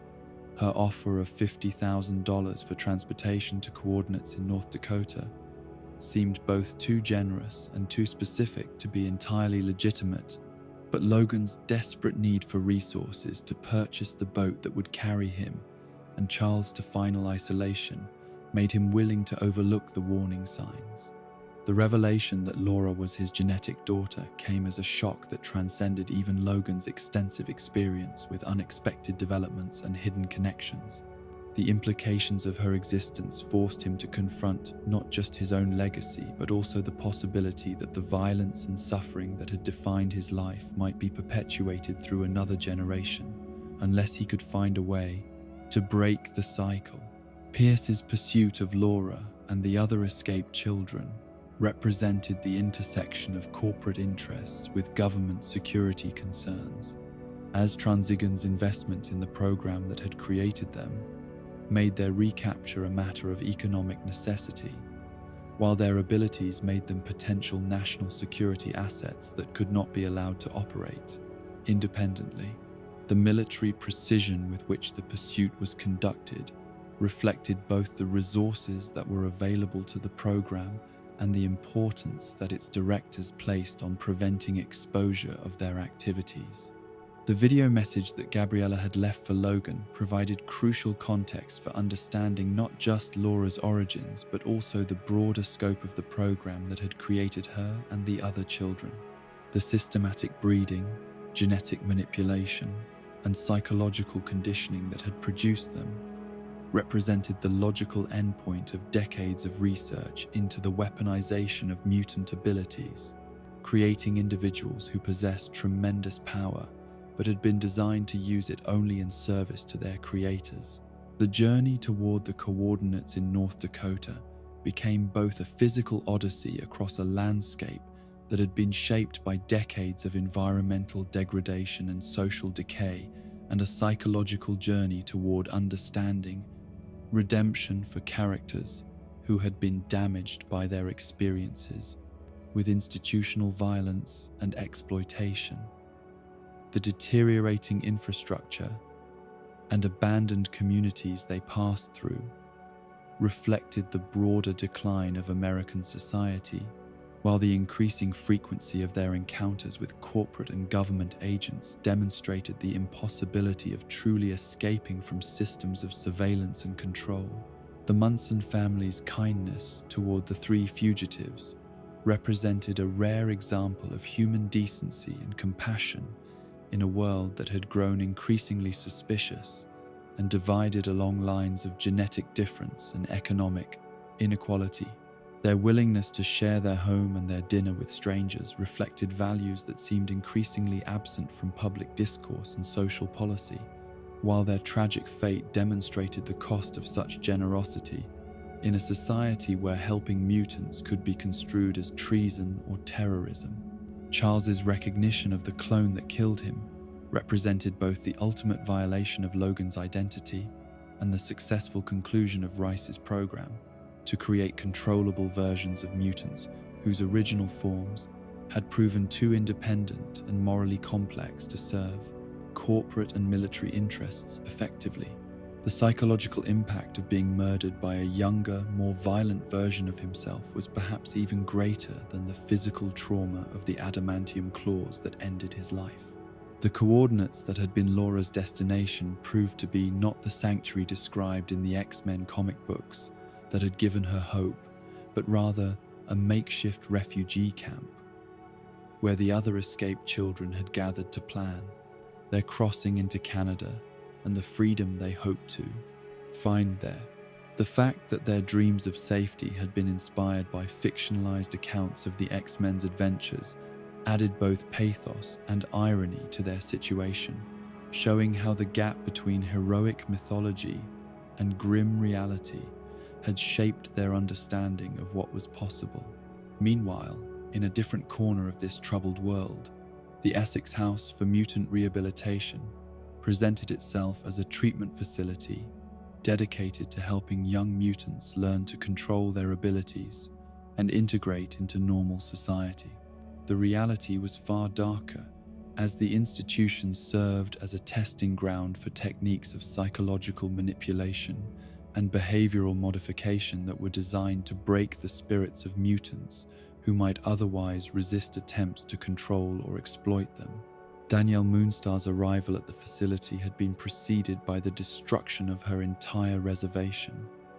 an event that she gradually came to understand had been caused by her own untrained and uncontrolled abilities. The guilt and trauma associated with being responsible for so much death and suffering had left her emotionally vulnerable to the manipulation tactics that Dr. Reyes employed to maintain control over her patients, while also making her desperate to find some way to atone for the damage she had caused. The other residents of Essex House each brought their own stories of loss and isolation, their abilities having marked them as different in ways that their families and communities had been unable to accept or understand. Sam Guthrie's transformation into a human cannonball had resulted in the death of his father and several co-workers in a mining accident, while Rani Sinclair's shapeshifting into wolf form had triggered religious persecution that left her branded as a witch and cast out from the only community she had ever known. Roberto da Costa's ability to absorb and redirect solar energy had manifested during an intimate moment with his girlfriend, resulting in her death from burns that no medical treatment could heal. The trauma of accidentally killing someone he loved had left him struggling with questions of control and responsibility that the facility's staff exploited to maintain psychological dominance over him, using his guilt as a weapon against any impulse toward independence or resistance. Ileana Rasputin's mutation had created a dimensional portal to a realm she called Limbo, but her ability to travel there and return was complicated by the psychological trauma she had experienced during childhood abuse. The creatures that she could summon from this alternate dimension were manifestations of her own fears and anger, making her both powerful and dangerous in ways that even she did not fully understand or control. Dr. Cecilia Reyes presented herself as a caring medical professional whose only concern was helping her young patients learn to manage their abilities safely, but her true role was as a researcher and controller whose job was to evaluate their potential usefulness to the organizations that funded the facility. The force fields she could generate made her nearly invulnerable to attack by her patients, while her medical training gave her insights into their psychological vulnerabilities that she could exploit to maintain compliance. The revelation that Essex House was actually a front for experimentation rather than treatment came gradually, as the young mutants began to compare notes about their experiences and to question the discrepancies between what they were told and what they observed.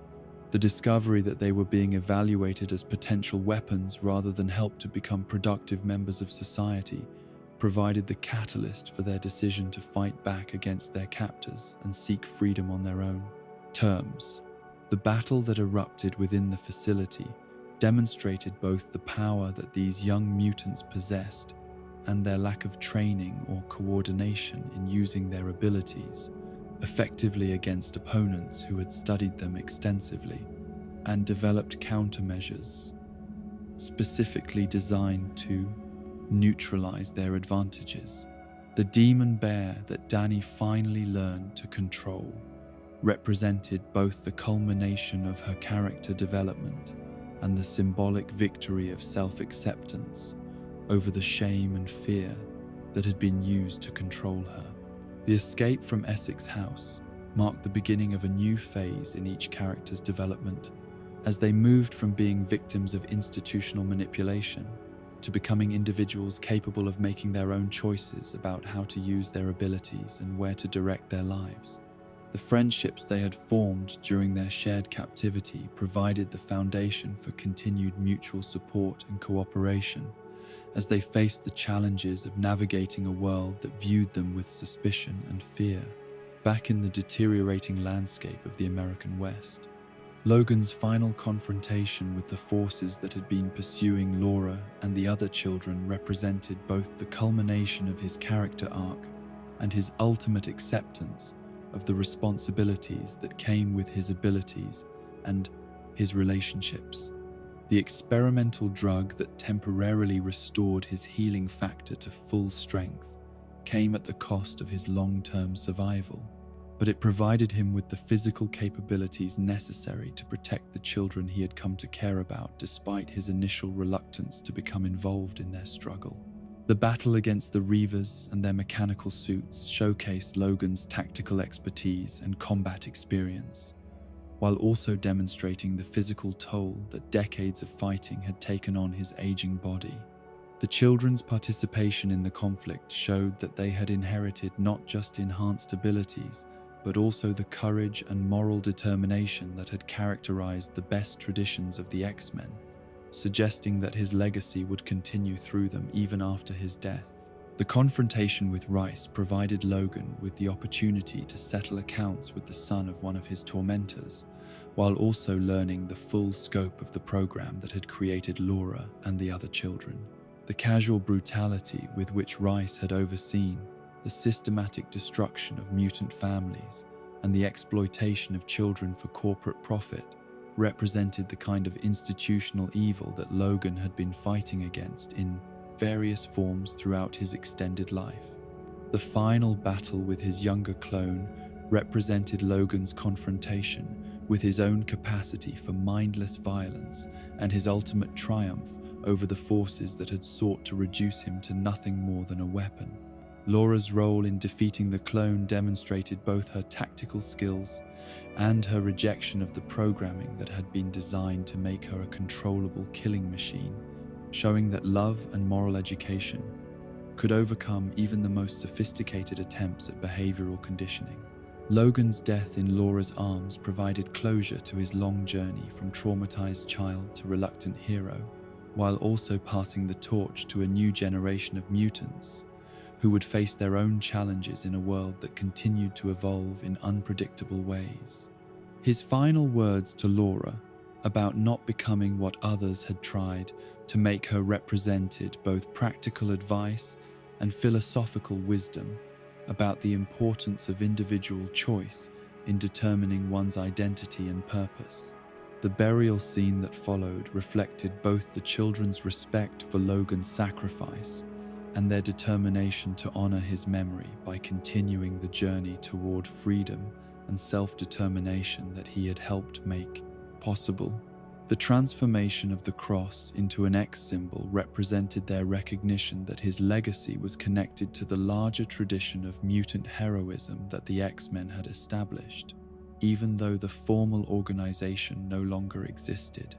The children's departure for the Canadian border represented hope for the future despite the challenges they would face as refugees seeking asylum in a world that had grown increasingly hostile to those who were different. Their journey served as both literal escape from immediate danger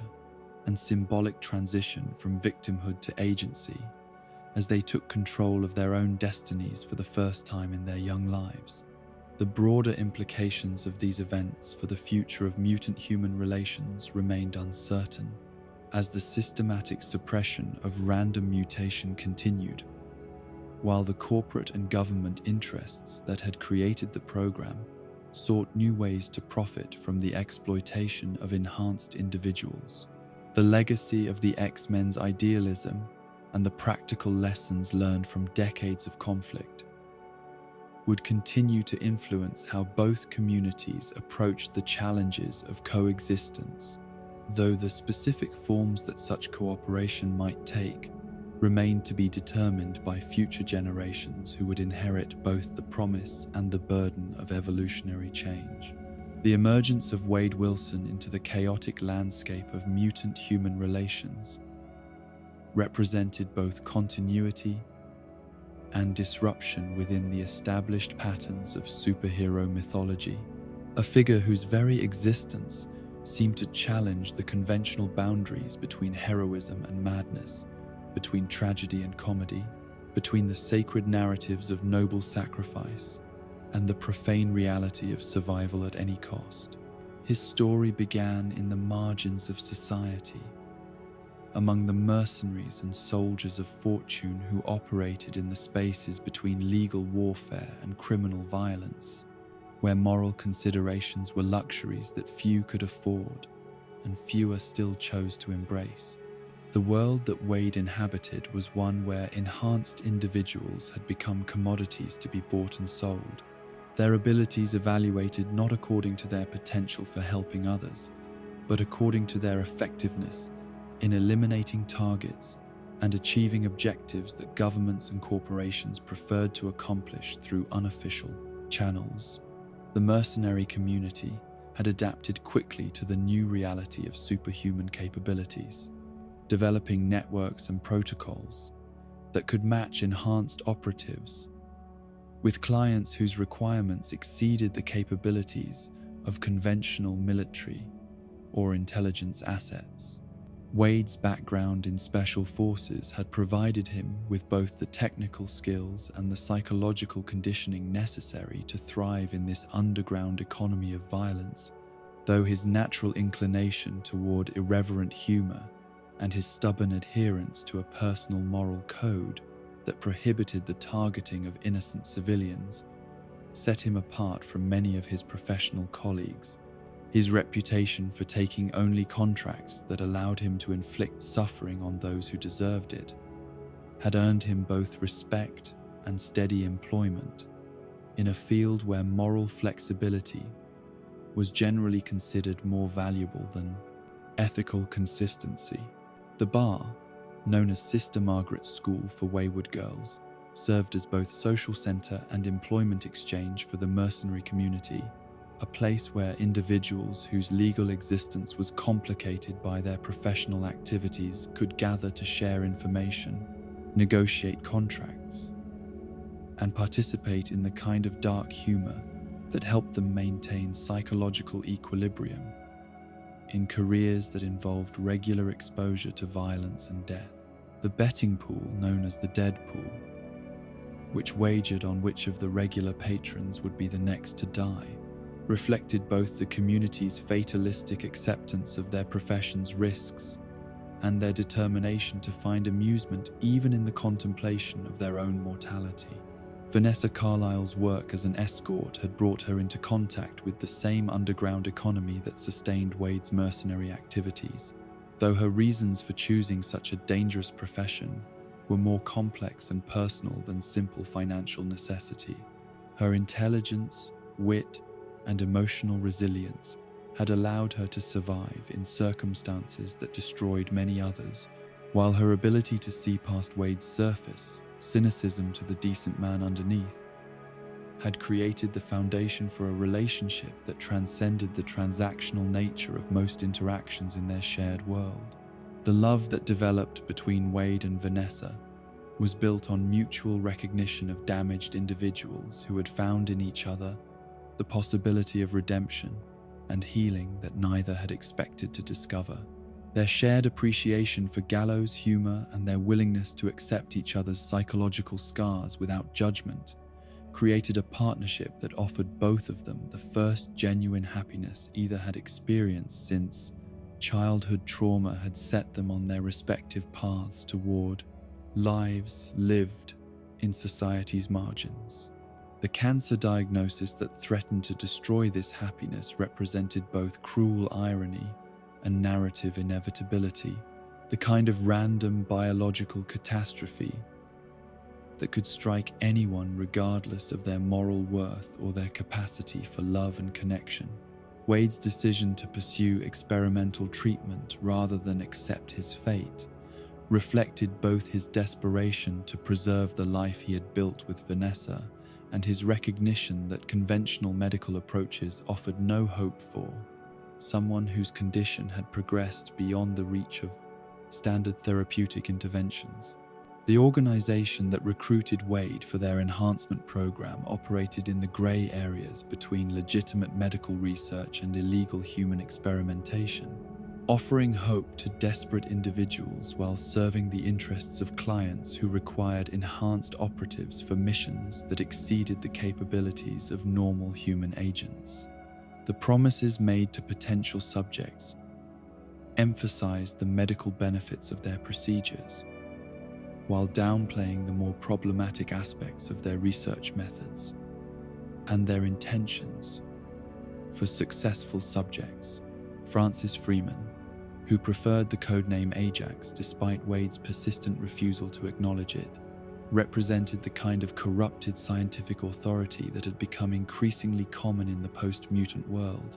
An individual whose legitimate medical training had been perverted by exposure to unlimited research opportunities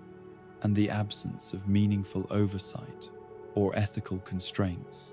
His own enhancement had eliminated his capacity for physical pain while preserving his ability to inflict it on others, creating a psychological profile that was perfectly suited for the systematic torture required to trigger mutant abilities in subjects who might otherwise remain genetically dormant. The process of triggering Wade's latent mutant abilities required the application of carefully calibrated stress and trauma designed to push his physiology beyond its normal limits, while avoiding the kind of immediate fatal damage that would prevent successful enhancement. The oxygen deprivation chamber that ultimately succeeded in awakening his healing factor was both primitive torture device and sophisticated scientific instrument, monitored by equipment that could measure physiological changes at the cellular level, while maintaining subjects in states of extremis that would have killed normal humans. The healing factor that emerged from this process was both miraculous gift and terrible curse, granting Wade virtual immortality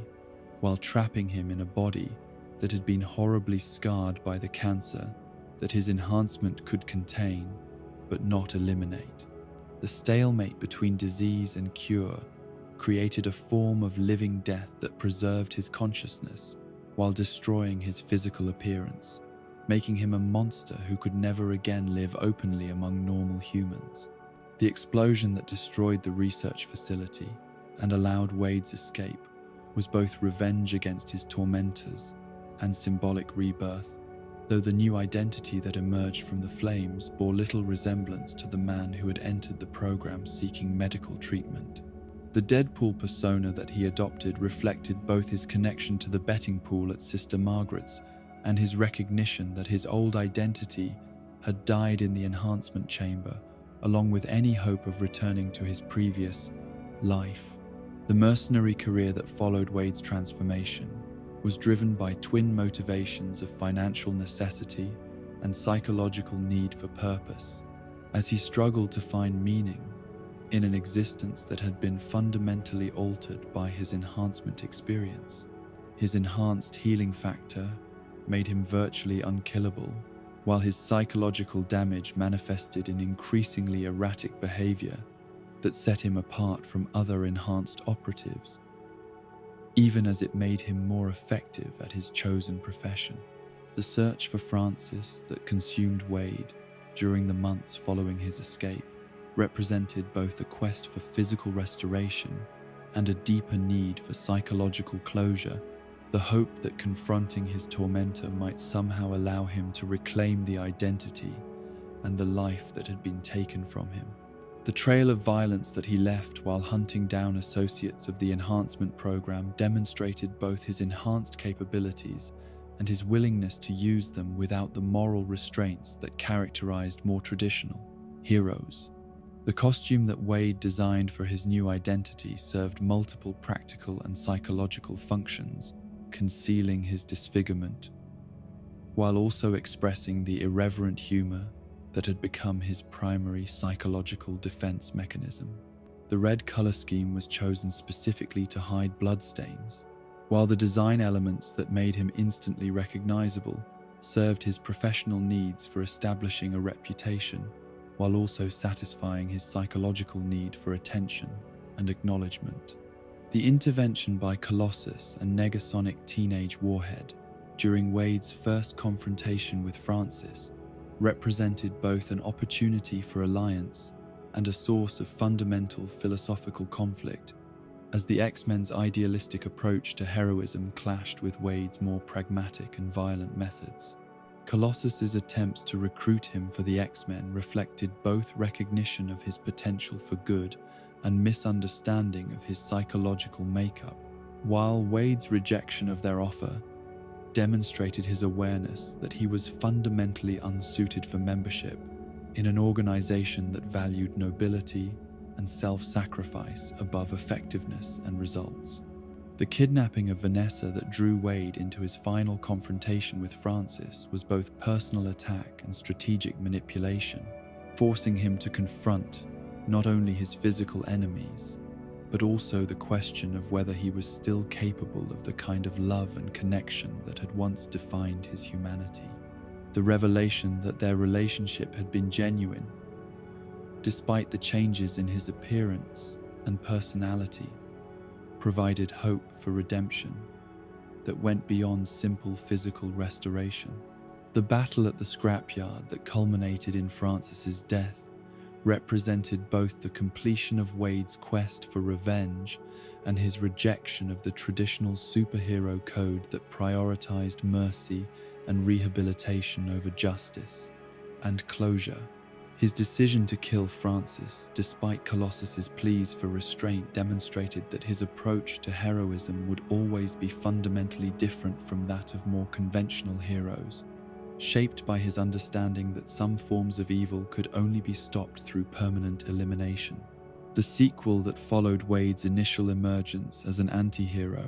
explored the complications that arose when his capacity for love and connection came into conflict with his profession's requirements for emotional detachment and his psychological need for violence and chaos. Vanessa's death at the hands of criminals seeking revenge against him demonstrated the impossibility of maintaining normal relationships while operating as an enhanced mercenary, while also providing the catalyst for character development that would force him to confront deeper questions about purpose and meaning. The time travel elements that entered Wade's story through Cable's arrival from a dystopian future added layers of complexity to narratives that had previously focused on personal relationships and individual growth, introducing concepts of destiny and causation that challenged both Wade's understanding of his own agency and his audience's expectations about the nature of heroic narrative. Cable's mission to prevent a future catastrophe by killing a child forced Wade to confront questions about the relationship between individual innocence and collective responsibility that went to the heart of his evolving moral philosophy. Russell Collins, the young mutant whose future transformation into a mass murderer had prompted Cable's time-traveling intervention, represented both the potential for redemption that existed within even the most damaged individuals and the dangers that arose when society's institutions failed to provide proper support and guidance for those whose abilities marked them as different. His experiences at the Essex House facility reflected the broader pattern of abuse and exploitation that had characterized official responses to mutant emergence throughout the timeline. The formation of X-Force, as Wade's answer to the X-Men's more idealistic approach to superhero teamwork, demonstrated both his growing acceptance of the need for cooperation and his continued rejection of traditional, heroic methodologies. The catastrophic failure of most team members during their first mission served as both dark comedy and serious commentary on the differences between fantasy heroism and the brutal realities of actual combat operations. Domino's survival of the mission through her probability manipulation abilities provided both comic relief and genuine tactical advantage, while her developing relationship with Wade offered possibilities for connection that did not carry the tragic implications of his romance with Vanessa. Her pragmatic approach to both heroism and personal relationships matched Wade's own evolution toward greater emotional maturity without requiring him to abandon the irreverent humor that had become central to his psychological survival. The climactic battle that brought together Wade, Cable, and Colossus in defense of Russell and the other young mutants at the Essex House facility represented a convergence of different heroic traditions and methodologies, with each character contributing their unique strengths while also learning from the approaches taken by their allies. Wade's willingness to sacrifice himself to prevent Russell from taking his first life demonstrated genuine character growth while also subverting audience expectations about his capacity for selfless action. The time manipulation that allowed Cable to save Wade's life while still preventing the dystopian future he had come from provided narrative resolution, while also opening up possibilities for continued adventures that would explore the implications of their partnership. The restoration of Wade's relationship with Vanessa through temporal intervention satisfied emotional needs, while also raising questions about the nature of destiny and free will that would continue to influence future storylines. The irreverent tone that characterized Wade's adventures served both entertainment purposes and more serious functions in exploring themes of trauma, identity, and moral ambiguity that were central to the mutant experience but often overlooked in more traditional superhero narratives. His willingness to break the fourth wall and directly address audiences created opportunities for meta-commentary on the conventions of superhero storytelling, while also acknowledging the artificial nature of the narratives that shaped public understanding of enhanced individuals and their relationships with ordinary human society. The violence that pervaded Wade's stories was both genuine consequence of his profession and satirical commentary on the sanitized violence that characterized most superhero media, forcing audiences to confront the real costs of the conflicts that were often treated as spectacle rather than tragedy. His healing factor's ability to allow him to survive injuries that would be fatal to normal humans created opportunities for both comedy and horror, while also serving as metaphor for the psychological resilience required to survive trauma and continue functioning in a hostile world. The relationship between Wade's stories and the broader X-Men narrative reflected both connection and disconnection, as his adventures took place in the same universe while operating according to different rules and conventions that reflected his outsider status within the superhero community. His interactions with established X-Men characters provided opportunities for both comedy and genuine character development, while his independence from their institutional structures allowed for exploration of themes and approaches that would have been inappropriate for more traditional heroes. The legacy of Wade's emergence as a significant figure in the mutant community extended beyond his individual adventures to influence broader conversations about the nature of heroism, the relationship between means and ends, and the possibility of redemption for individuals whose past actions had placed them outside the boundaries of conventional moral categories. His example demonstrated that heroism could take many forms, and that even the most damaged individuals retain the capacity for growth and positive contribution to their communities, though the specific forms that such contributions might take could be very different from traditional expectations about how heroes should behave and what they should represent. As we reach the end of our journey through the sprawling tapestry of the X-Men timeline, we find ourselves contemplating the endless cycles of hope and conflict that have defined the relationship between humanity and its evolutionary successors. From En Sabah Nur's ancient tyranny in the shadows of Egyptian pyramids to Logan's final sacrifice in the wastelands of a dying world, from Charles Xavier's dream of peaceful coexistence to Eric Lensher's vision of mutant supremacy, we have witnessed the full spectrum of what it means to be different in a universe that fears change above all else. The X-Men have always represented more than mere superheroes saving the world from cosmic threats and megalomaniacal villains. They have served as mirrors, reflecting our deepest anxieties about evolution, identity, and belonging, showing us both the potential for transcendence that lies within human nature and the capacity for cruelty that emerges when fear overwhelms compassion. Their struggles with acceptance and integration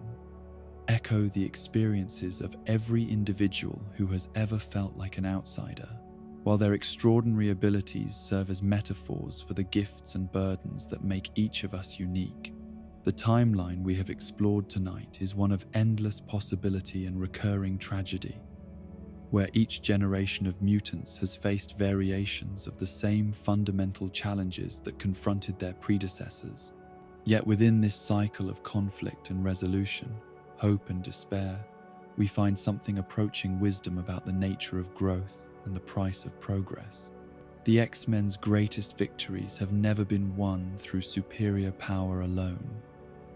but through their willingness to see past surface differences toward the common humanity that connects all sentient beings.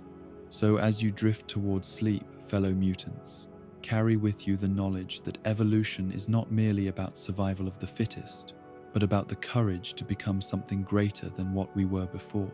Dream of a world where diversity is celebrated rather than feared, where the extraordinary walks alongside the ordinary in mutual respect and understanding. The future remains unwritten, and it belongs to all of us.